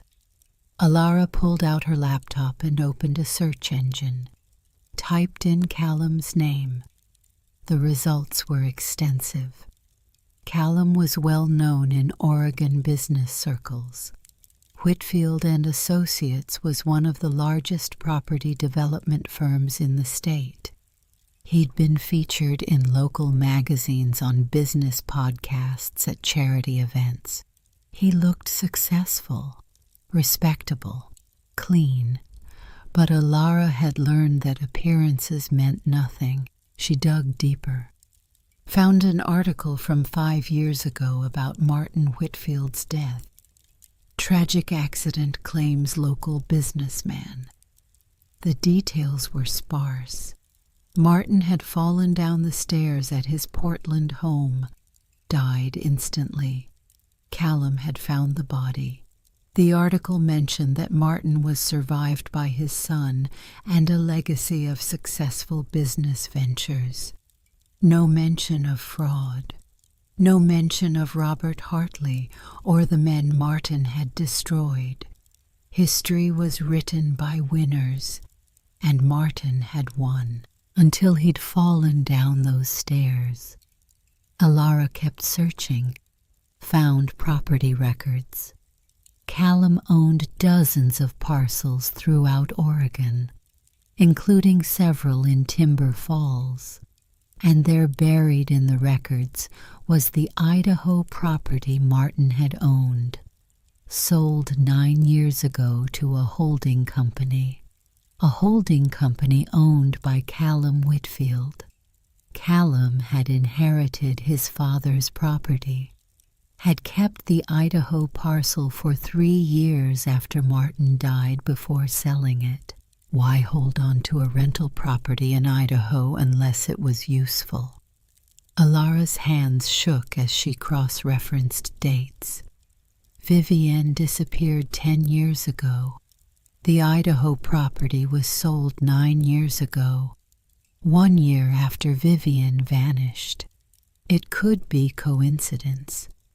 But Alara didn't believe in coincidences anymore. She closed the laptop and sat in the dark kitchen thinking. If Callum was involved in Vivian's disappearance, then he was dangerous, more dangerous than Margot had implied, and Alara had just brought Vivian right to his doorstep. The next morning, Alara woke to find Vivian already awake, sitting at the kitchen table with the journals spread around her. "You said I could read them," Vivian said without looking up. "I did. I just didn't think you'd start at 5 in the morning. I couldn't sleep." Alara made coffee and sat down across from her. "What have you found?" "A lot of pain. He really loved us." "He did, and I don't remember any of it. I read these entries about teaching me carpentry, about us laughing about me painting while he worked, and it's like reading about someone else's life. Give it time. The memories might come back." "What if they don't?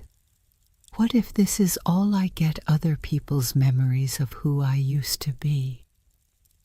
Alara didn't have an answer for that. Vivian turned a page, stopped. Her face went pale. "What is it?" Alara asked. This entry, 3 months before I disappeared, he writes about a man coming to the house, a man named Martin Whitfield who wanted to buy the property, and Dad refused. They argued. Vivian looked up. It says Martin threatened him, said Dad would regret the decision. I saw that entry, and 4 months later, I disappeared. The connection was there, obvious, damning. Martin is dead, Alara said.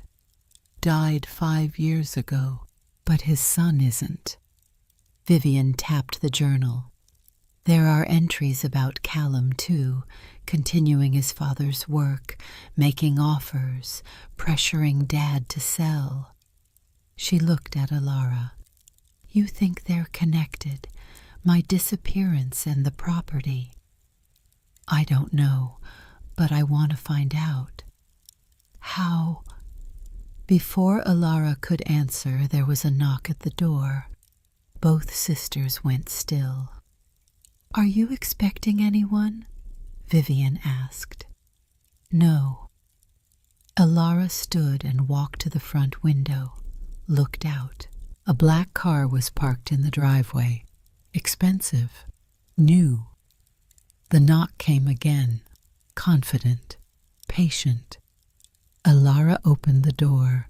A man stood on the porch, mid-40s, well-dressed in a suit that probably cost more than her rent back in Boston, dark hair going gray at the temples, a smile that didn't reach his eyes. Miss Hartley, he said. I'm Callum Whitfield. I hope I'm not interrupting. Every instinct Alara had screamed danger. What do you want? She asked. Callum's smile widened slightly. To welcome you to Timber Falls, of course, and to make you an offer you'll want to hear. Behind Alara she heard Vivian stand, heard her sister's sharp intake of breath. Callum's eyes moved past Alara to Vivian. His expression flickered just for a second with something that looked like recognition. Then it was gone, replaced by professional courtesy. I didn't realize you had company, Callum said. Perhaps I should come back another time. What's the offer? Alara asked, blocking his view of Vivian. Callum pulled an envelope from his jacket. $1.5 million for this property. Cash. Close in 30 days. You'd be free to go back to Boston or wherever you'd like with enough money to start any life you want. No, you haven't even looked at the paperwork. I don't need to. This house isn't for sale. Callum's expression hardened slightly. Miss Hartley, I understand this is emotional. Your father just passed. You're attached to his memory.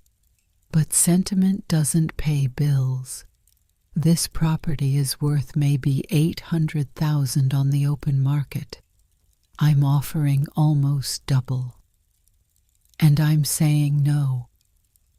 Perhaps you need time to consider. She said no. Vivian said, stepping into view. Her voice was quiet but steady. She doesn't need time. She needs you to leave. Callum looked at Vivian again. This time the recognition was unmistakable. His face went carefully blank. Have we met? He asked. I don't know, Vivian said. Have we? The air between them was electric, dangerous. Callum turned back to Alara. The offer stands. When you change your mind, and you will call me. He handed her a business card. I'd hate for this to get complicated. Is that a threat? It's a fact. Property disputes can be messy, expensive, time-consuming, especially when titles are unclear. The title is perfectly clear. My father left this property to me. Did he leave it to his daughters? Plural. Callum's eyes flicked to Vivian. Because if there's another heir, things get complicated, legally speaking.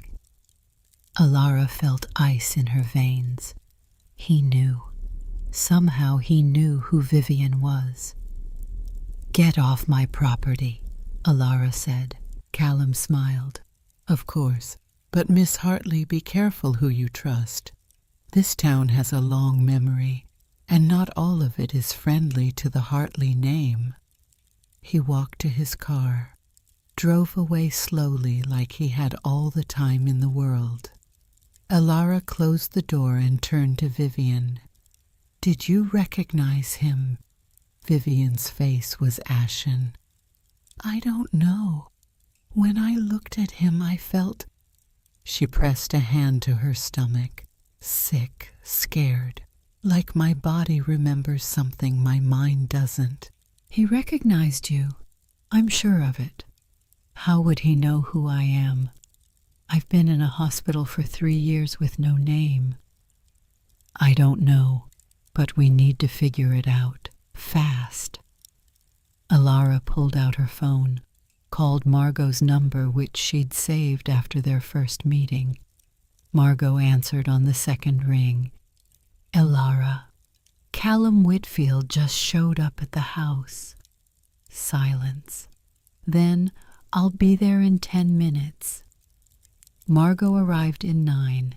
She took one look at Vivian and said, You found her. You knew? Alara asked. Robert told me. Showed me pictures from the facility. Margot walked to Vivian, studied her face. You look better than in the photos. Healthier. Who are you? Vivian asked. Someone who loved your father very much, and someone who's going to help you figure out what happened. Margot turned to Alara. What did Callum want? To buy the house, offered $1.5 million. Margot whistled low. He's desperate. That's more than double what this place is worth. He knew who Vivian was, or at least he suspected. That's not possible, unless... Margot stopped. Unless someone at the hospital told him. Did you tell anyone you were looking for your sister? Alara thought back. The phone calls, the facility, Carol. I told the receptionist Vivian's name, and I had to provide documentation to get her released. Then Callum has people watching, probably paying someone at Bridgewater to report any inquiries about Jane Doe's. Margot sat down heavily. This is worse than I thought. Why would he care about Vivian? Alara asked. Because if Vivian can remember what happened to her, she can connect Callum to her disappearance. And if she can do that, everything he's built falls apart. Vivian stood up abruptly. I need air. She walked out the back door onto the deck. Alara moved to follow, but Margot stopped her. Give her a minute. This is a lot. What do you know that you're not telling me? Alara asked. Margot was quiet for a long moment. Then she pulled a USB drive from her pocket. Your father gave me this before he died. Made me promise to only give it to you if Vivian was safe. If both of you were together. What's on it? Everything Robert couldn't prove. Everything he suspected but couldn't confirm. About Martin, about Callum, about what they did to your family. Alara took the drive. Why didn't you give this to me before? Because it's dangerous. The kind of information people kill to keep quiet. Robert died protecting it. I wasn't going to hand it over until I was sure you could handle what you'd find. And now Callum knows Vivian is here. which means you're both in danger anyway. You might as well have all the facts. Alara plugged the USB into her laptop. The drive contained folders, dozens of them, labeled by year, by name, by topic. She opened the one labeled Callum Whitfield, Suspicions. Inside were photographs, grainy, taken from a distance. Callum entering buildings, leaving properties, meeting with people. And there in a folder dated 9 years ago was a photograph that made Alara's blood run cold. Callum standing outside the Idaho property his father had owned, and beside him a teenage girl with dark hair. The photo was blurry, taken from far away, but Alara would recognize her sister anywhere. Vivian, age 17, very much alive, very much not missing, which meant for at least 2 years after Vivian disappeared, Callum had known where she was, had possibly been the one keeping her there. Alara's hands shook as she clicked through more photos, more sightings. Callum at the Idaho property, always alone, never with Vivian visible again. Robert took these, she asked, hired an investigator to take them, but by the time he got enough evidence to go to the police, the property was sold. Vivian was gone, no proof she'd ever been there. This is proof, Alara said, pointing at the photograph. It's a blurry picture of a girl who might be Vivian. No prosecutor would touch it. Robert tried. Believe me. Alara kept clicking through files, found transcripts of phone calls, recordings Robert had made of conversations with investigators, and there in a file marked Final Evidence was a video. She clicked play. The video was dark grainy, clearly taken on a hidden camera. It showed the interior of what looked like a warehouse. Concrete floors, metal shelves, and in the corner a figure sitting on a cot. The camera zoomed in slightly. It was Vivian, unmistakably, older than in the other photos, maybe 19 or 20, alive but clearly not free.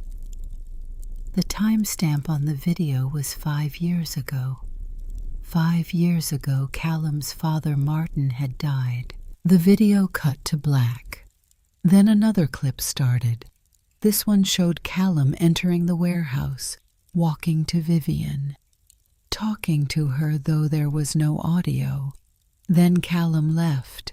The camera stayed on Vivian for another minute before cutting out. Alara stared at the screen, not breathing. Robert had this for 5 years, she said. Why didn't he go to the police? He did, Margot said quietly. The video was ruled inadmissible. Obtained illegally, no chain of custody, no way to verify the date or location. Callum's lawyers tore it apart. By the time the legal battle was over, Vivian was gone from that location. Robert spent 2 more years searching before finding her at Bridgewater. And then he died. And then he died. Alara looked out the window. Vivian was still on the deck, arms wrapped around herself, staring at the trees. She needs to see this, Alara said. Are you sure?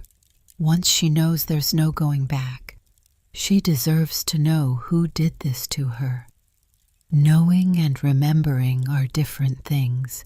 This might not bring her memories back. But it's the truth, and she has a right to it. Margot nodded slowly.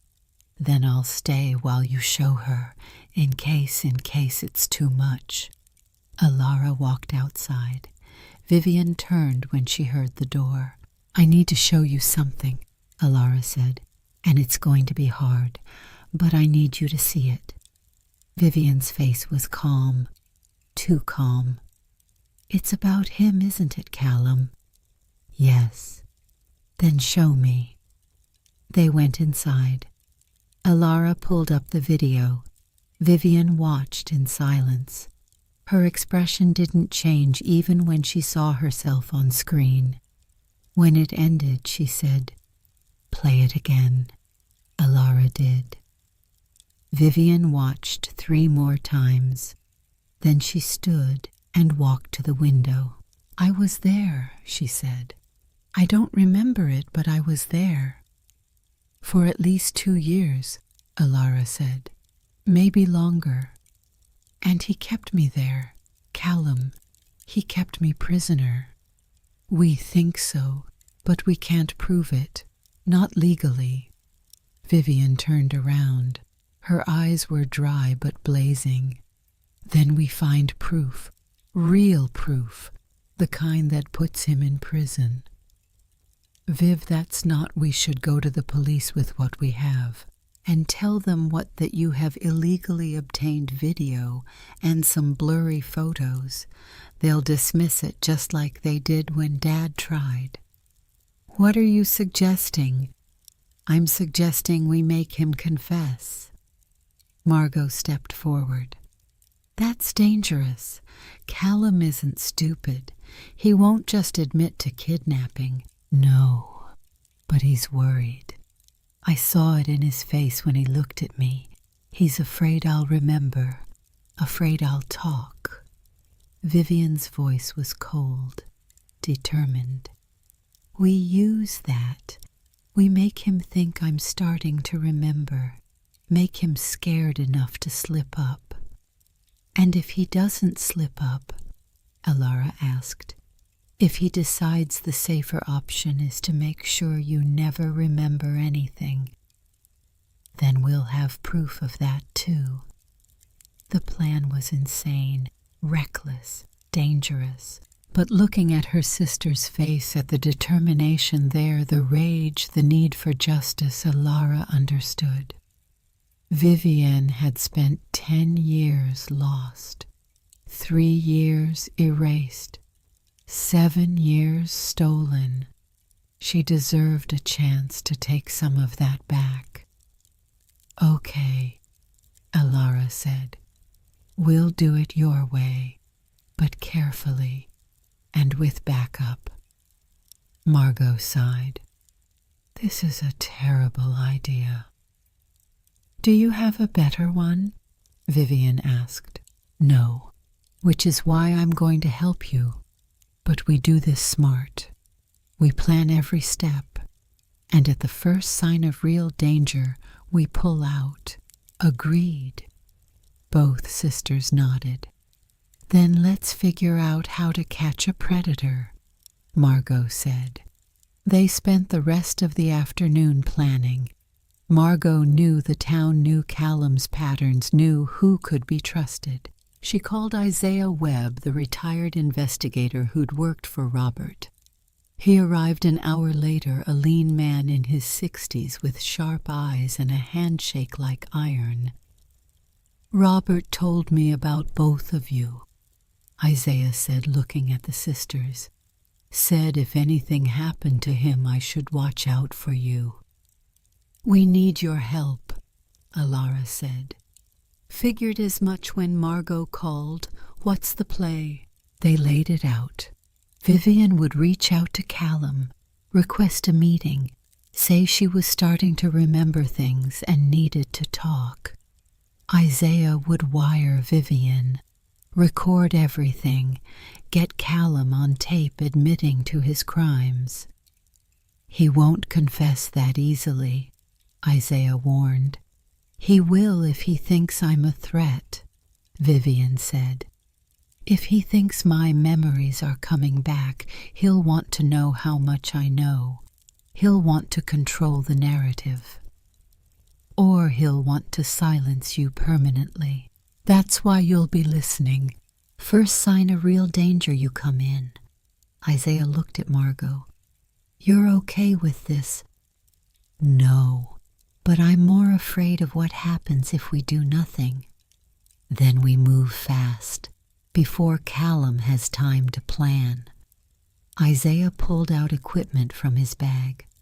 This is a wire, voice activated, records to a secure cloud. Even if something happens to the device, we'll have the recording.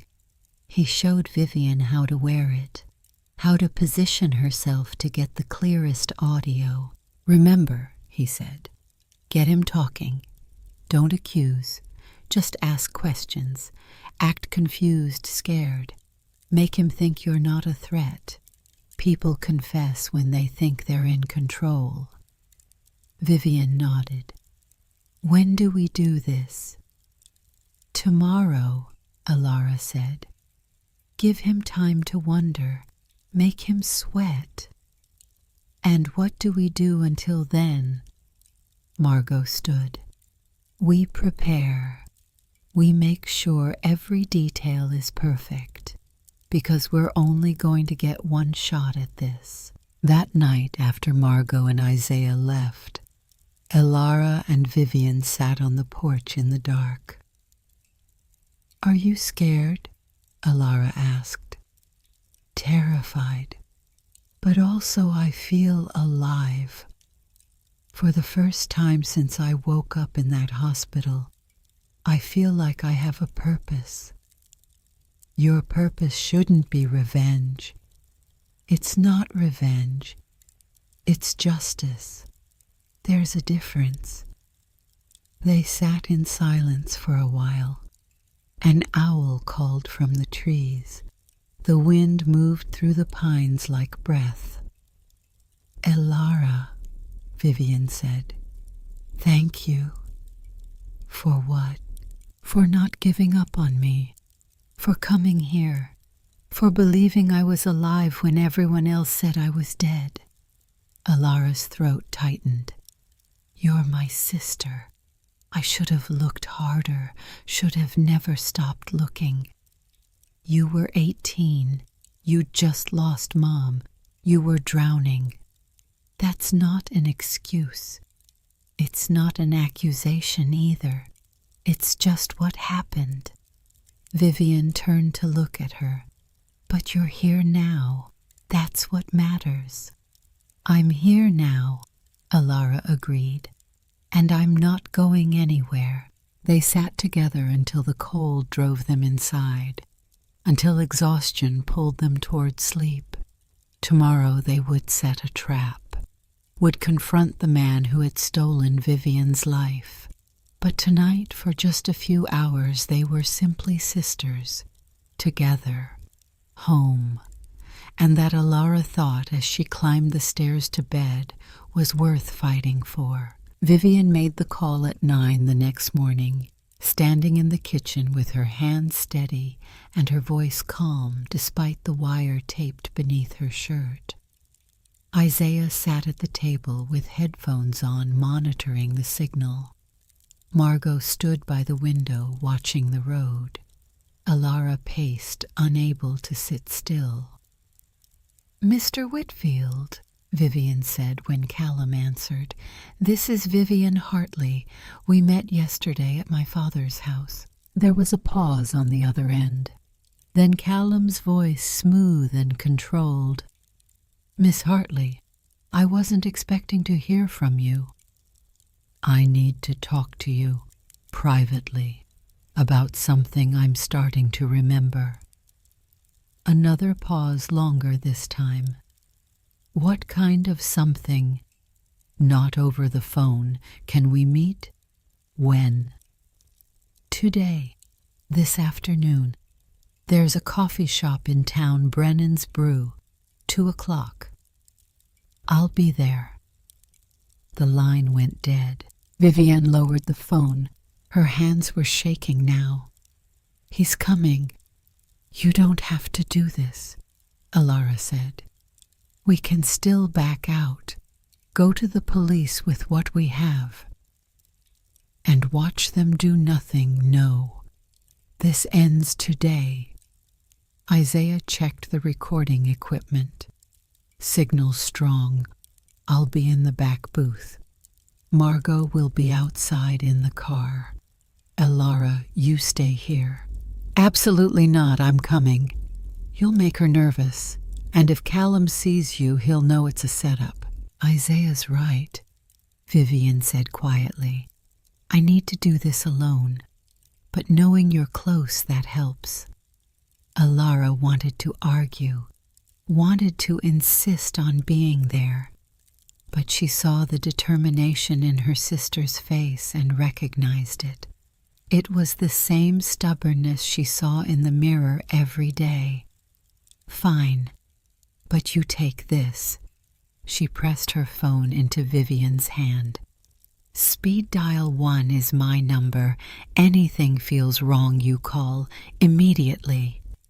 I will. They spent the hours before the meeting preparing. Isaiah went over questioning techniques, how to keep Callum talking, how to guide the conversation without seeming like she was interrogating him. Margot made sandwiches that no one ate. Elara read through her father's journals again, looking for anything they might have missed. At 1:30, Vivian changed clothes, put on jeans and a sweater that hid the wire. Let Isaiah check the connection one more time. Remember, he said, stay calm. Let him do most of the talking. People confess when they think they're helping, not when they're being accused. I understand. And if at any point you feel unsafe, I leave. I know. Margot drove Vivian into town.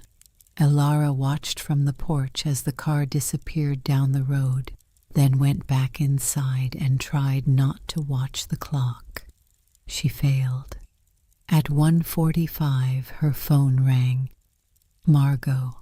We're here. Vivian's going in. I'm parked across the street with a view of the front door. And Isaiah. Already inside, back corner booth. He's got eyes on the whole room. Call me the second it's over. I will. Elara ended the call and sat at the kitchen table staring at her father's journals without seeing them. Every minute felt like an hour. Every sound made her jump. At 2:00 exactly, Margot called again. Callum just arrived. He's going inside. Elara pressed the phone to her ear so hard it hurt. Stay on the line. I want to hear everything. I can't. Isaiah's the one with the audio feed. But I'll call you if anything happens. The line went dead. Elara sat in the silent kitchen and waited. Inside Brennan's brew, Vivian sat at a corner table with her back to the wall watching Callum approach. He looked different in daylight, less polished, more dangerous. His smile was the same, but his eyes were calculating. Thank you for meeting me, Vivian said as he sat down. Of course, though I have to admit I'm curious what this is about. He signaled the waitress ordered coffee. You said you were starting to remember things. Some things, not everything. The doctors said it might come back slowly in pieces. What kind of pieces? Vivian wrapped her hands around her own coffee cup. Places, faces, feelings more than actual memories. She looked up at him. I keep dreaming about a warehouse, concrete floors, cold. I'm alone, but I know someone's coming, someone I'm afraid of. Callum's expression didn't change. That sounds distressing. It is, especially since I don't know if it's a real memory or just my mind making things up.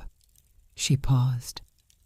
But yesterday when I saw you at the house, I felt that same fear, like my body recognized you even if my mind didn't.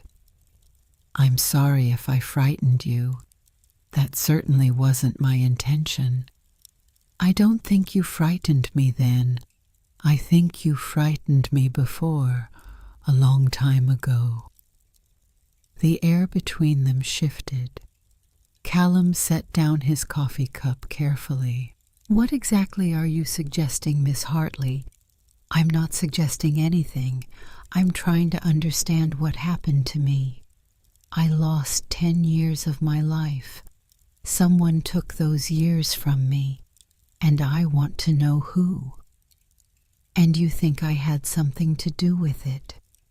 "Did you?" Callum laughed, but there was no humor in it. "This is absurd. I'm a businessman, not a kidnapper." "Then why did my father have photographs of you at a property in Idaho? Photographs with me in them taken 2 years after I disappeared." His face went very still. "I don't know what you're talking about." "Yes, you do. My father documented everything, every lead, every suspicion. He knew you were involved. He just couldn't prove it." Vivian leaned forward. "But I can, because I was there. I just need to remember." "Memory is unreliable, especially traumatic memory. Any lawyer would tell you that. I'm not building a court case. I'm trying to understand my own life. By accusing me of crimes I didn't commit, I haven't accused you of anything. I've asked a question. If you have nothing to hide, why are you so defensive?" In the back booth, Isaiah adjusted his headphones. The conversation was going exactly as they'd hoped. Callum was rattled, defensive, saying more than he should. Callum studied Vivian for a long moment. "Your father was a troubled man, paranoid. After what my father did to him, yes, I know about the fraud case. Know that my father was responsible. Robert never recovered. He saw conspiracies everywhere. Were they conspiracies if they were true? Nothing was true. Robert Hartley was a victim of his own imagination." "Then explain the photographs." "I can't explain photographs I've never seen. For all I know, your father fabricated them or misinterpreted what he saw." "So you were never at the Idaho property?" "My father owned many properties. I may have visited some of them. That doesn't mean I kidnapped anyone." "I didn't say kidnapped." "Interesting, that's where your mind went." Callum's jaw tightened. "This conversation is over." "Is it because I have more questions? Like, how does a 15-year-old girl disappear in Boston and end up in Portland 7 years later with no memory of how she got there? Who has the resources to hide someone for that long? Who benefits from keeping that person silent?" "I don't know, but it wasn't me." "Then who?" "Perhaps you should ask yourself why you can't remember. Maybe your mind is protecting you from something or someone. Maybe. Or maybe someone made sure I couldn't remember. Trauma does that. So does certain kinds of drugs. Did you know that prolonged use of benzodiazepines can cause amnesia? And guess what was in my system when I was admitted to the hospital?" Callum stood abruptly. "I came here as a courtesy, but I won't sit here and be accused." "I'm not accusing, I'm asking. There's a difference." "Not to my lawyers, there isn't. If you continue this harassment, I'll have no choice but to take legal action." "Harassment? I'm trying to find out what happened to me." "What happened to you is tragic. But it has nothing to do with me. And if you persist in spreading these baseless accusations, you'll find yourself in a position you don't want to be in. Is that a threat? It's a warning. This town has a long memory, Miss Hartley. Your father made a lot of enemies with his paranoid accusations. I'd hate to see you make the same mistakes. He walked out. Vivian sat very still, her heart pounding, until Isaiah slid into the seat Callum had vacated. You did good, he said quietly. Really good. We got him talking more than I expected. But he didn't confess. Not directly, but he confirmed he knew about the Idaho property, confirmed he knew about your father's suspicions, and his threat at the end. That's evidence of consciousness of guilt. It's not enough. It's a start. Let's get you out of here. Outside, Margot was waiting in the car. Vivian climbed into the back seat and let out a shaky breath. How do you feel? Margot asked. Like I just poked a hornet's nest. You did. Question is, what's he going to do about it? They drove back to the house in silence. Ilara was waiting on the porch. She pulled Vivian into a hug the moment she got out of the car. Are you okay? I'm fine. He's rattled. That's good. Or dangerous. Isaiah pulled out his recording equipment. Let's listen to what we got. They gathered in the kitchen and played back the conversation, listening to it again, hearing Callum's voice crack when Vivian mentioned the photographs, the defensive edge when she asked about the Idaho property. It was clear he was hiding something. The question is, Isaiah said, can we use this?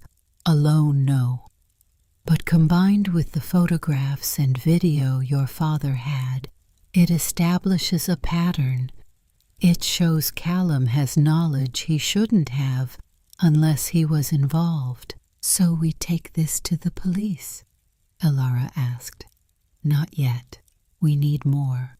One more piece that ties everything together. Like what? Isaiah was quiet for a moment, thinking. Then, the warehouse, the one in the video. If we can find it, if we can prove Callum owns it or has access to it, that's our smoking gun. My father spent years looking for that location, Margot said. Never found it. Because he was looking in Idaho. But Vivian was found in Portland. What if the warehouse is here?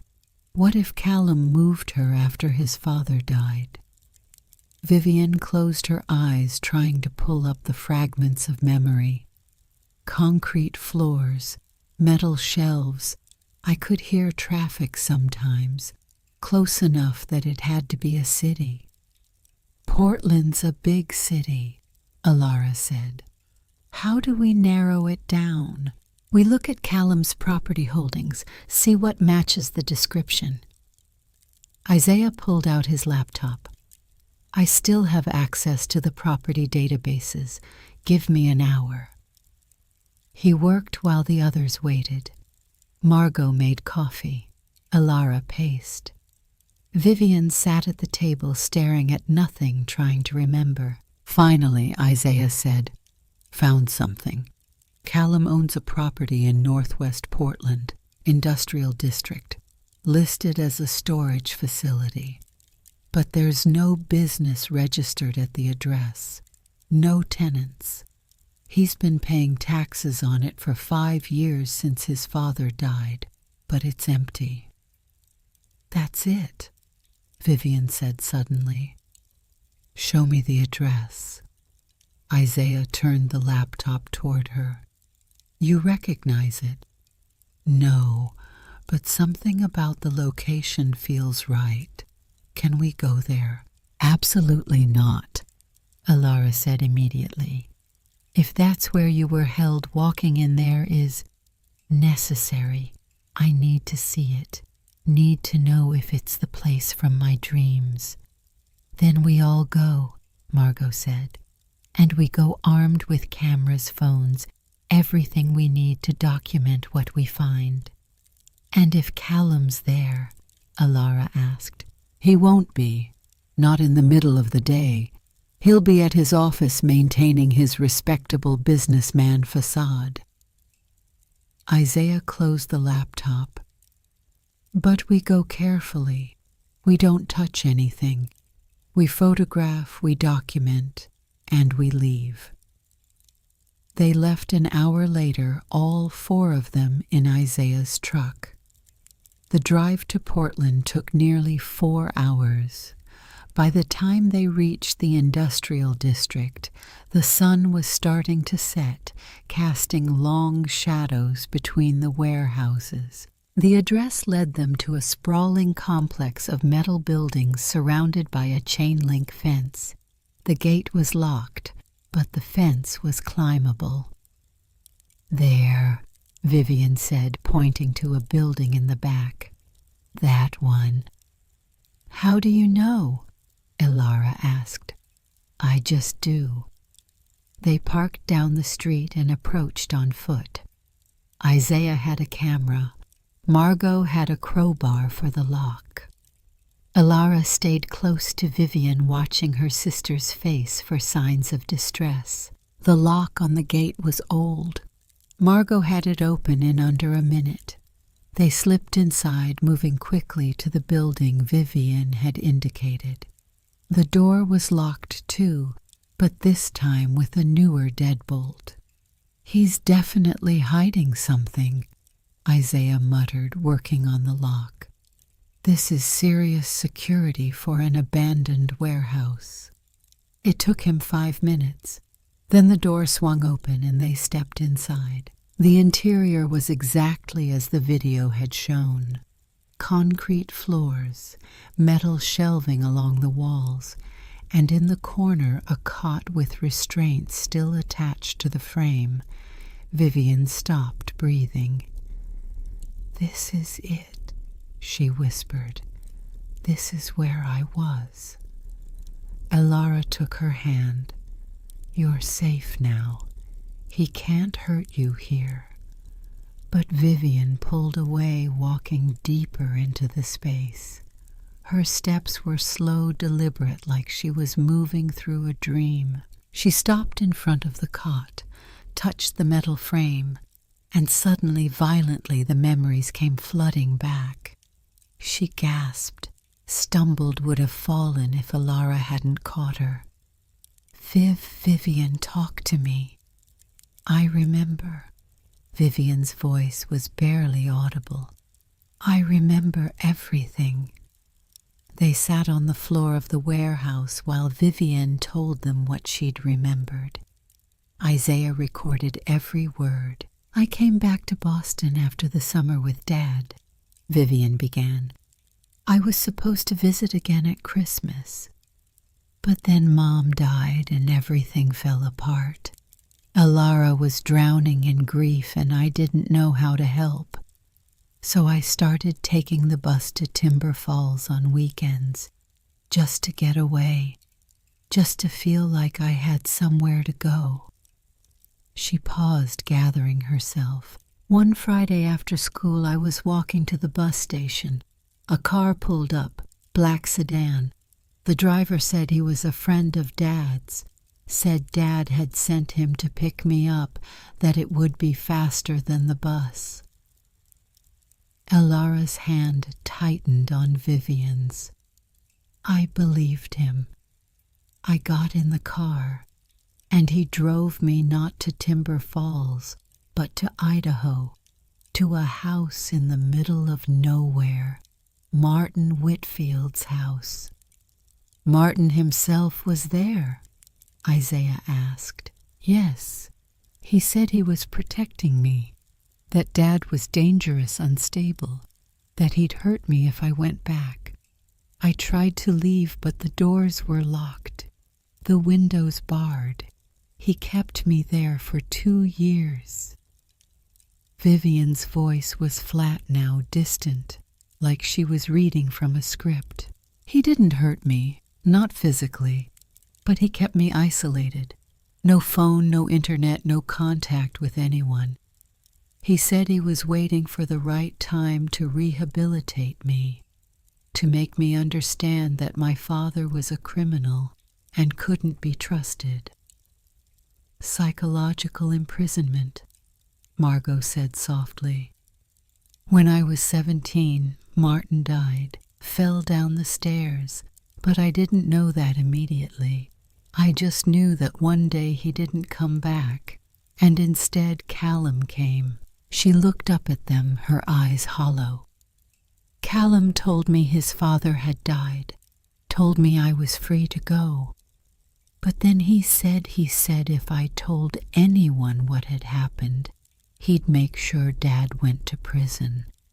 Said he had evidence that Dad had been embezzling money, that he could destroy him. He was lying, Alara said. I know that now. But I was 17, and I'd been imprisoned for 2 years, and I believed him. So I stayed quiet, and he moved me here, to Portland, to this warehouse. Why? Isaiah asked. Why not just let you go? Because I knew too much. I could connect Martin to my disappearance. And Callum was building his empire on money Martin had stolen. If I talked, everything would collapse. Vivian stood, walked to the cot, looked down at the restraints. He kept me here for another 5 years.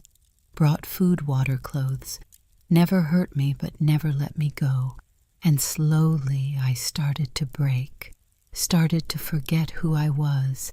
Started to believe the things he told me, that no one was looking for me, that my family had moved on, that I was better off here where I couldn't cause trouble. How did you get out? Margot asked. I don't know. One day 3 years ago I woke up outside a hospital. No memory of how I got there. The doctors said someone had left me at the emergency room entrance. Callum, Isaiah said. He got scared. You were becoming too unstable, too much of a liability. So he dumped you somewhere you'd be taken care of, but couldn't identify him. But he gave me enough benzodiazepines first to make sure I wouldn't remember anything. The doctors found it in my system. Thought I'd been self-medicating. Vivian turned to face them, and there were tears streaming down her face now. 7 years? He stole 7 years of my life, and I let him because I was too scared and too broken to fight back. Alara crossed the warehouse and pulled her sister into her arms. You survived. That's what matters. You survived, and now we're going to make sure he pays for what he did. Isaiah was already photographing everything. The cot, the restraints, the lock on the door. This is evidence, real physical evidence, combined with Vivian's testimony and your father's documentation. We have a case. Will it be enough? Margot asked. It'll have to be, because we're taking this to the police tonight. They left the warehouse exactly as they'd found it and drove straight to the Portland Police Department. It was after 8 when they arrived, but Isaiah insisted on speaking to a detective immediately. Detective Sarah Chen met them in an interrogation room. She listened to Vivian's story without interrupting, taking notes, her expression carefully neutral. When Vivian finished, Detective Chen said, "That's quite an accusation. Do you have any evidence to support it?" Isaiah laid out everything. The photographs, the video, the recordings from the coffee shop, the warehouse location, Vivian's testimony. Detective Chen examined it all carefully. The warehouse is compelling. If it's owned by Callum Whitfield and we can place Miss Hartley there, that's a strong connection. But the rest, the photographs, are circumstantial. The video was obtained illegally, and the recording from today doesn't contain a confession.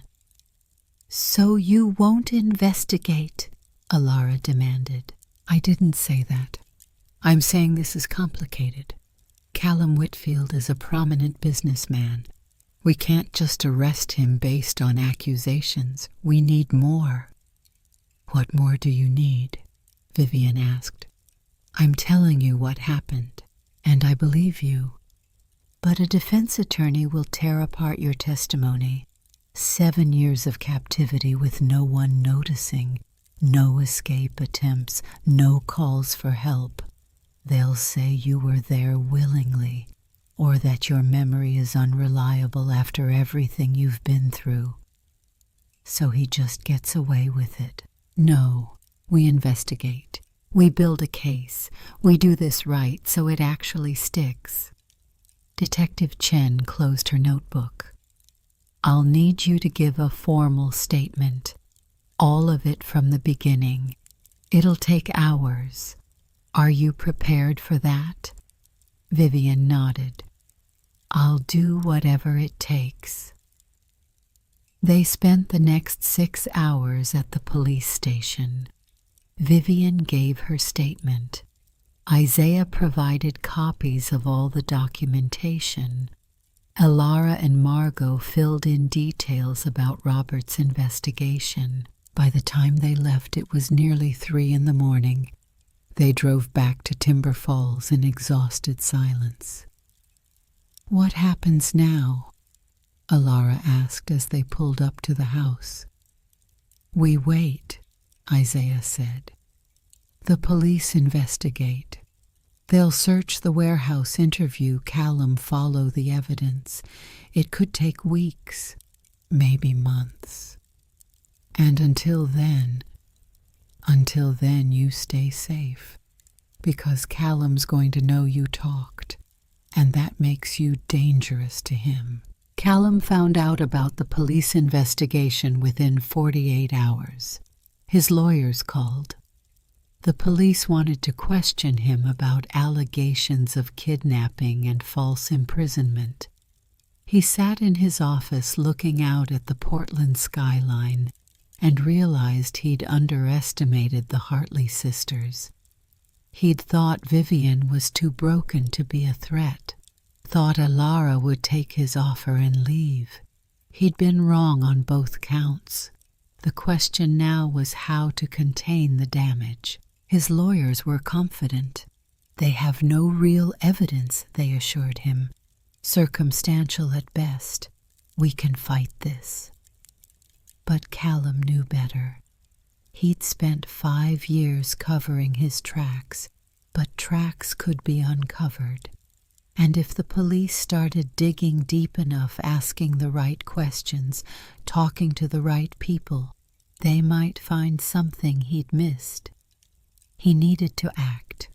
Not rashly, that's what they'd expect, but strategically. He had resources, connections, lawyers who knew how to make problems disappear, and he had leverage. That afternoon he drove to Timber Falls, not to the Hartley house that would be too obvious, but to Margot's coffee shop. She looked up when he walked in, her expression hardening. "We're closed," she said. "I can see you're open." "Not for you." Callum sat at the counter anyway. "I want to make things right. With the Hartley sisters, I think there's been a misunderstanding." "A misunderstanding? That's what you're calling 7 years of imprisonment." "I'm calling it a tragic situation that I had nothing to do with. But I understand they're upset. They need someone to blame. I get it. Get out of my shop. I'm prepared to make a generous offer. $2 million. They drop the accusations I buy the property, everyone moves on. You think you can buy your way out of this? I think I can offer them a way forward that doesn't involve years of legal battles they'll probably lose. Because let's be honest, Margot, what do they actually have? A traumatized woman's memories and some circumstantial evidence.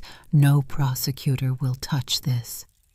Detective Chen seems interested. Detective Chen is doing her job. But when my lawyers get involved, when they start poking holes in Vivian's story, when they point out that she has no physical evidence, no witnesses, no proof of anything, this falls apart. Margot leaned across the counter. You're scared. I can see it. You're scared because for the first time in your life, you might actually face consequences. I'm being practical. The offer stands, $2 million, and this all goes away. Get out. Callum stood. Tell them to think about it, because this is the last generous offer they're going to get. Next time my lawyers won't be so nice. He left, and Margot immediately called Alara. He was just here, offering money to make this go away. How much? $2 million. Alara laughed bitterly. He really is scared. What are you going to do? Nothing. We wait for the police to do their job, and we don't take his blood money. But 3 days later, Detective Chen called with bad news. The warehouse has been cleaned, completely sanitized. No DNA, no fingerprints. Nothing that places Vivian there. But the cot, the restraints, gone. The whole building is empty. Someone cleaned it out between when you were there and when we got the warrant. Callum, he knew we'd reported it. Probably. But we can't prove that either. Chen sighed. I'm sorry. Without physical evidence from the warehouse, this case gets a lot harder. What about Vivian's testimony? Still valuable, but it's her word against his, and his lawyers are already building a defense. They're saying Vivian's memories are false, implanted by suggestion or trauma, that she's confused or being manipulated. That's insane. That's effective. Look, I'm not giving up. We're still investigating. But I wanted you to know this isn't going to be quick or easy. After the call, Alara found Vivian in the workshop sitting by the cradle their father had made. They cleaned the warehouse, Alara said. Vivian didn't look up. I know, I heard you on the phone. I'm sorry. Don't be. I knew this wouldn't be easy. She ran her fingers along the carved birds. Dad spent 10 years trying to prove what Callum did, and he couldn't. What made me think I could do it in a week? Because you have something Dad didn't. You have your testimony. You were there. And apparently that's not enough. They sat in silence for a while. The workshop smelled like sawdust and linseed oil, like their father. What do we do now? Vivian asked finally. We keep fighting. We find another way. What if there isn't one? What if he just wins? He doesn't get to win. Not after what he did to you, to Dad, to this family. Vivian stood. Then we need to think differently. Stop trying to prove what happened in the past. Start focusing on what he's doing now. What do you mean? He's desperate. Making offers, cleaning out warehouses, sending lawyers after us. People who have nothing to hide don't act like that. So we make him more desperate. Make him think I'm remembering even more. Make him scared enough to make a mistake. Viv, we tried that. It didn't work. We tried it carefully, safely, with rules and backup plans. Vivian's eyes were hard. I'm saying we stop being careful. That's too dangerous. Living is dangerous. I spent 7 years in captivity being careful, being quiet, being safe. Where did it get me? She shook her head. No more. If the system won't give us justice, we'll force Callum to give it to us himself. Before Alara could respond, her phone rang, a number she didn't recognize. She answered. Hello, Miss Hartley. This is attorney Bradley Morrison from Morrison Whitfield and Associates. I represent Callum Whitfield. Alara's stomach dropped. What do you want? My client has asked me to deliver a message. The offer of $2 million has been withdrawn. However, if you and your sister drop all accusations and sign a non-disclosure agreement, Mr. Whitfield is prepared to offer $1 million and the deed to the Timber Falls property free and clear. And if we don't, then my client will be forced to pursue defamation charges and will be very thorough in demonstrating that your sister's accusations are false, malicious, and damaging to Mr. Whitfield's reputation and business. You can't intimidate us. This isn't intimidation, Miss Hartley. It's a reality check. Your sister has no evidence. The police investigation has already stalled. You're facing years of litigation you can't afford against lawyers who do this for a living. Take the offer. Move on with your lives. Go to hell. Alara hung up. Vivian was watching her. What did they want? To scare us, to make us give up. Are we going to? Alara thought about their father, about the journals full of dead ends and false hope, about 10 years of searching that had ended with him dying alone, his daughter still lost. She thought about the cradle in the workshop, the letters that had been returned, the house built with hope that his family would come back. She thought about everything Callum Whitfield had taken from them. No, Alara said. We're not giving up. We're going to end this, whatever it takes, even if it means breaking the rules, especially if it means breaking the rules. For the first time since they'd reunited, Vivian smiled. It wasn't a happy smile. It was the smile of someone who'd finally decided to stop being a victim and start being a fighter. Good, Vivian said, because I have a plan. The plan was simple, reckless, and possibly illegal, but it was also the only thing they hadn't tried. We break into his office, Vivian said. Find the real evidence, the documentation of the Idaho property, the warehouse purchase financial records showing how he paid to keep me hidden. It has to be somewhere. That's burglary, Margot said, her voice heavy with concern, but lacking the immediate dismissal Alara expected. You could go to prison. I've already been in prison for 7 years. At least this time it would be for something I actually did. Isaiah was more thoughtful.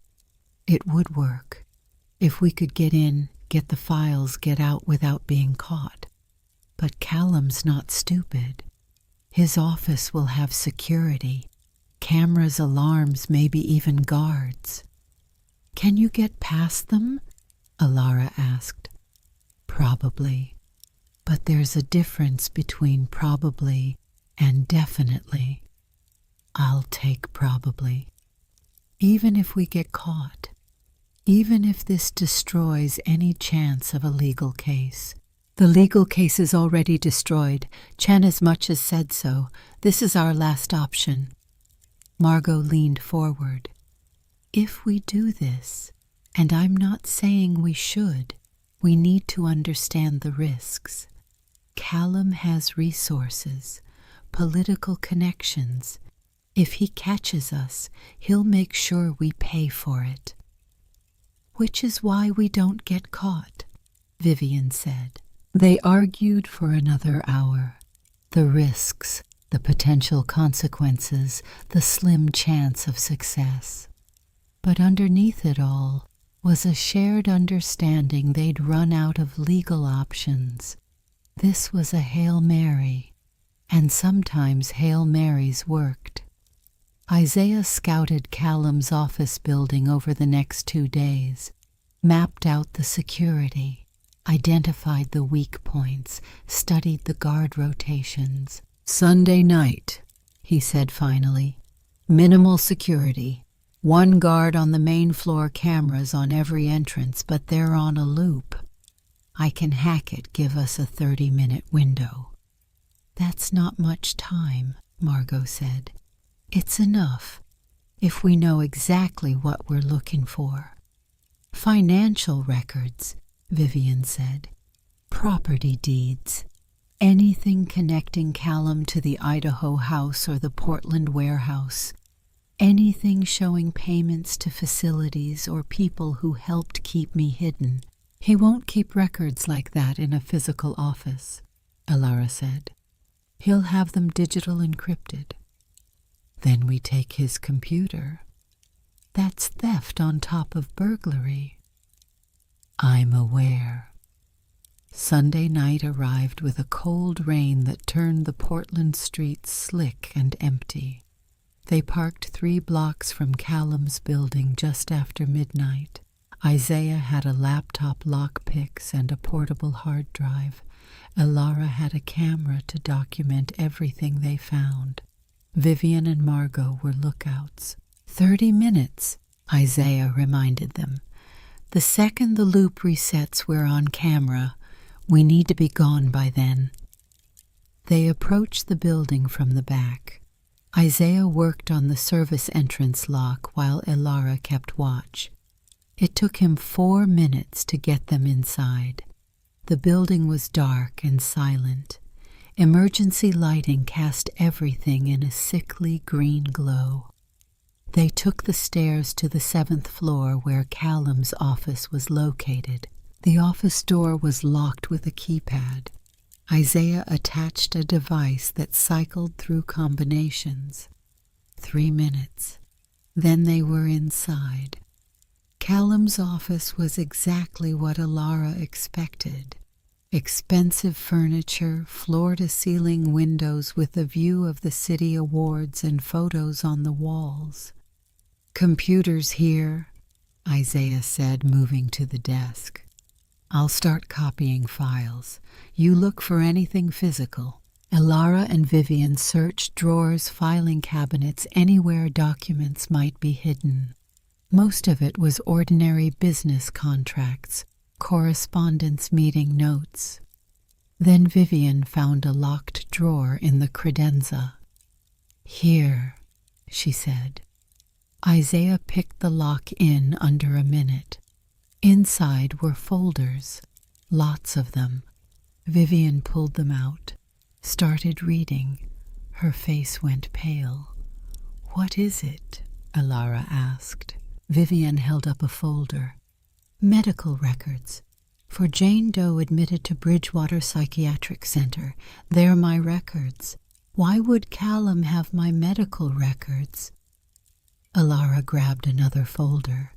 This one contained financial statements, payments made to various facilities and individuals, thousands of dollars a month for years. He was paying people, Alara said, paying them to keep quiet, to not ask questions. There's more. Vivian pulled out a file labeled Insurance Policy. Inside were documents that made Alara's blood run cold. Notarized statements from people claiming they'd seen Vivian living freely in Portland. Receipts for apartment rentals in her name. bank statements showing regular deposits and withdrawals. He was creating a false trail, Alara said, making it look like you were living a normal life. So if anyone ever investigated your disappearance, they'd find evidence that you were fine, that you'd just chosen to disappear. That's why the police couldn't find me. Because officially I wasn't missing. I was just a troubled young woman who'd left home. Vivian's hands shook. He thought of everything. Almost everything, Isaiah said from the computer. He kept digital copies of everything, including emails with his father discussing the situation with the Hartley girl. This is it. This is the evidence we need. How long until you have it all? 10 minutes, maybe less. Alara photographed every document, every receipt, every forged statement. They were so focused on the evidence that they almost didn't hear the elevator. Margot's voice came through their phones, urgent and terrified. "Someone's coming. You need to get out now." Isaiah grabbed the portable hard drive. "Still downloading. Need 2 more minutes." "We don't have 2 minutes," Alara hissed. The elevator dinged. Footsteps in the hallway. "Go," Isaiah said. "I'll finish here and meet you downstairs." "We're not leaving you." "You have to. If Callum catches all of us, he can destroy everything. At least this way the evidence gets out." Alara grabbed Vivian's arm. "Come on." They slipped out of the office through a side door that led to the emergency stairs. Behind them they heard Callum's voice. "I know someone's here. The system alerted me. Come out now and we can discuss this like adults." Alara and Vivian ran down the stairs as quietly as they could. 7 flights. 6. 5. Behind them an alarm started blaring. "He knows," Vivian gasped. "He knows we were in his office." They hit the ground floor and ran for the exit. Outside, Margot had the car running. They dove in and Margot floored its tires, squealing on wet pavement. "Where's Isaiah?" Margot demanded. "Still inside. He'll meet us." But Isaiah didn't meet them. They drove to the rendezvous point, a parking garage 2 miles away, and waited. 5 minutes. 10. 15. Alara's phone rang. It was Isaiah. "I got it all," he said, his voice tight. "Everything. But Callum caught me leaving. He's threatening to call the police unless I hand over the hard drive." "Don't do it. Get out of there." "He's blocking the exit. And he's not alone. He's got 2 security guards with him." "Then go out another way." "There isn't one. Alara, you need to take what you have and go. Get it to Detective Chen. Make sure this doesn't disappear." "Isaiah, tell Vivian I'm sorry. Tell her it was worth it." The line went dead. Alara tried calling back. No answer. "What's happening?" Vivian asked. "Callum has him. Has the hard drive." Vivian's face crumpled. "This is my fault. I pushed for this." "No, this is Callum's fault. All of it." Alara looked at the photographs on her phone, the documents they'd captured. "But we still have evidence. We still have what we need." "Not without Isaiah's testimony about where it came from." "Then we'll find another way." Margot drove them back to Timber Falls in silence. When they arrived at the house, the police were waiting. Detective Chen stood on the porch with 2 uniformed officers. "Miss Hartley," she said, "I need you and your sister to come with me. You're being charged with breaking and entering, burglary, and theft. Callum called you. His lawyers did. They have security footage of you entering the building. And they have a witness, your friend Isaiah, who's already given a statement implicating you both. That's impossible. Isaiah would never... He did, because Mr. Whitfield offered him immunity in exchange for cooperation. I'm sorry, but I have to take you in. Alara and Vivian looked at each other.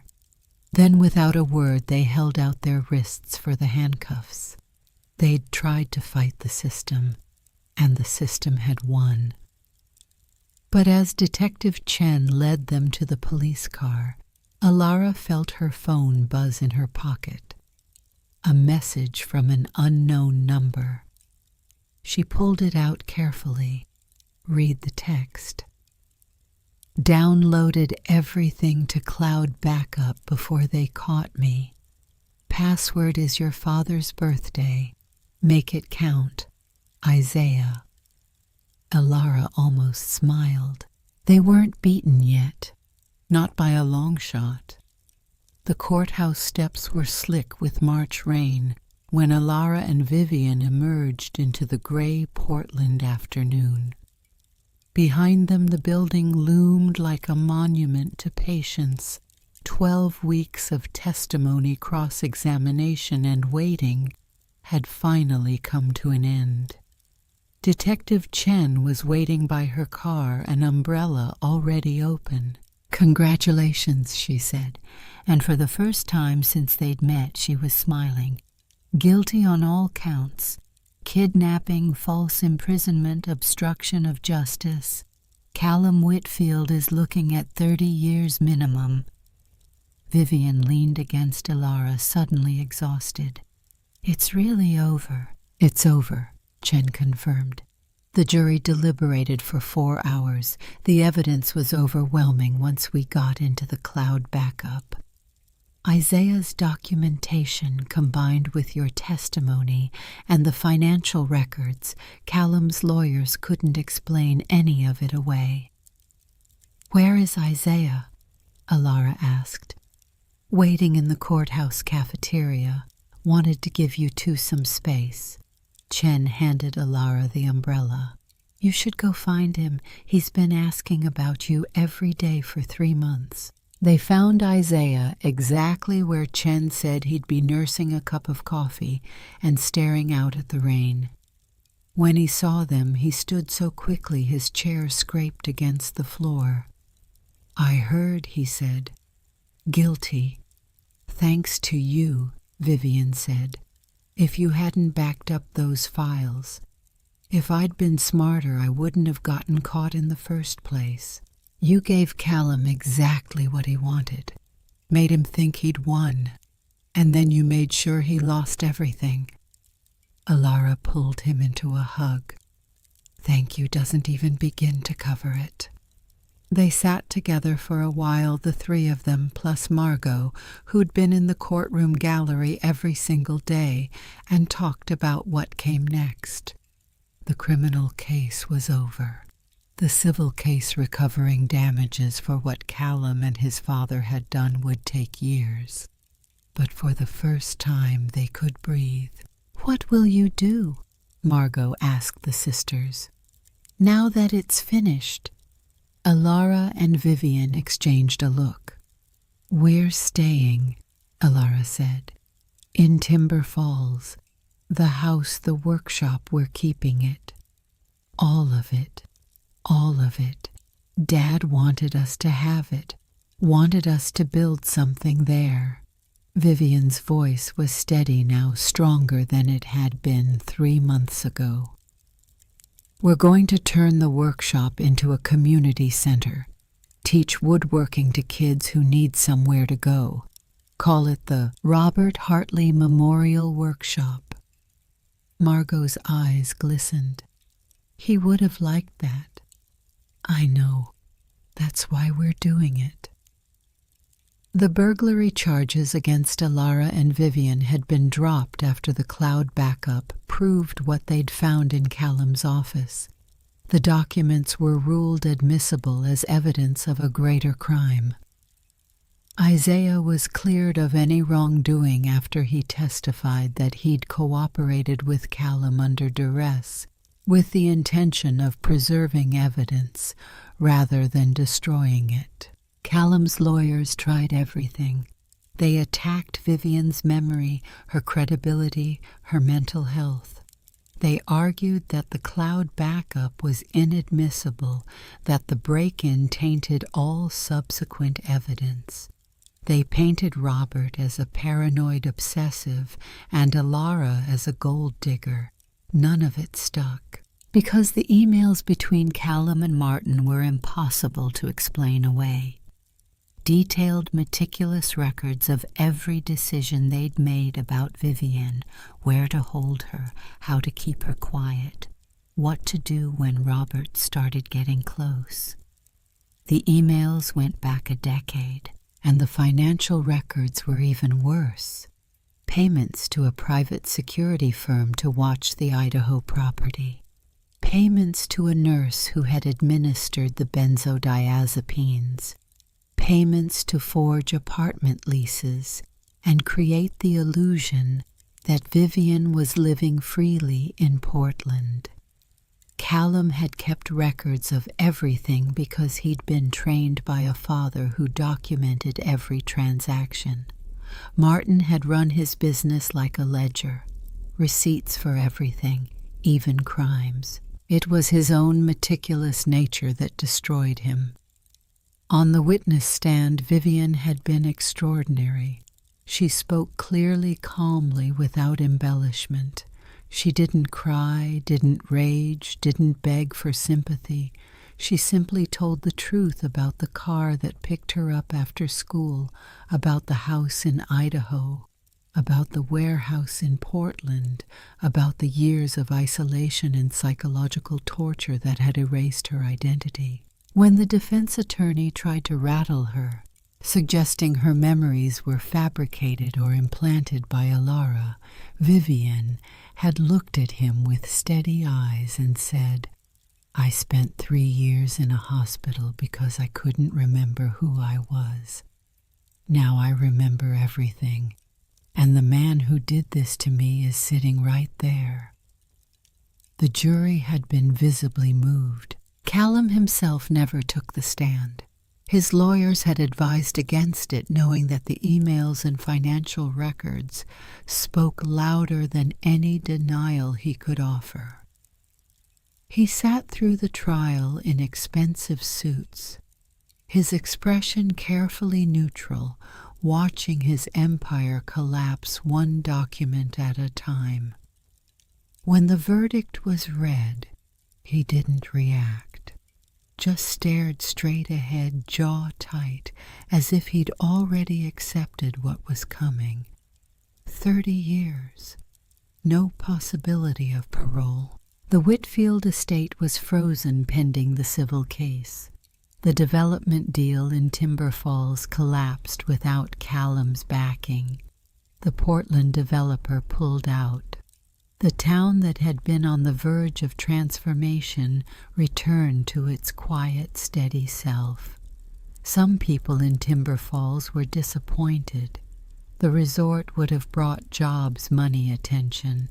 But most of them had known Robert Hartley, had bought furniture from his workshop, had seen him fix fences and repair porches without asking for payment, had watched him search for his daughter with a dedication that bordered on obsession. When word spread about what the Hartley sisters planned to do with the workshop, donations started arriving. Tools, wood, money in plain envelopes slipped under the door. The town that had been too small to save Robert Hartley turned out to be just the right size to honor his memory. 6 months after the verdict, the Robert Hartley Memorial Workshop opened its doors. Elara had designed the renovation herself, her first project as an independent architect. She'd kept the bones of her father's workspace intact. The workbenches were still there, the tools still hanging in their precise arrangements. But she'd opened up the back wall, added windows that flooded the space with light, built a teaching area with smaller benches for younger hands. Vivienne had painted the sign for the front door, hand-lettered the way their father's journals had been handwritten. Below the name she'd added a line, "Where broken things are made whole again." On opening day, 15 students showed up, teenagers mostly, some from Timber Falls, some from neighboring towns. Kids who needed somewhere to go after school, something to do with their hands, someone to pay attention to them.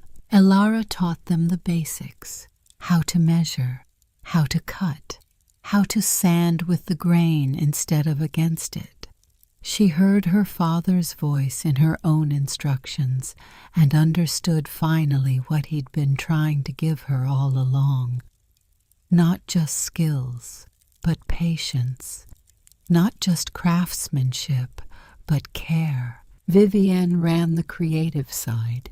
She'd found her way back to painting in the months after the trial, filling canvases with color and light that felt nothing like the dark years she'd endured. She taught the students to see beauty in imperfection, to find art in ordinary materials, to trust their instincts, even when their hands were clumsy. Margot handled the business side with the quiet efficiency of someone who'd been running a small-town coffee shop for 30 years. She kept the books ordered, supplies, made sure the students were fed. She also kept a framed photograph of Robert on the wall near the entrance, the same photograph that had been hanging in the house when Elara first arrived.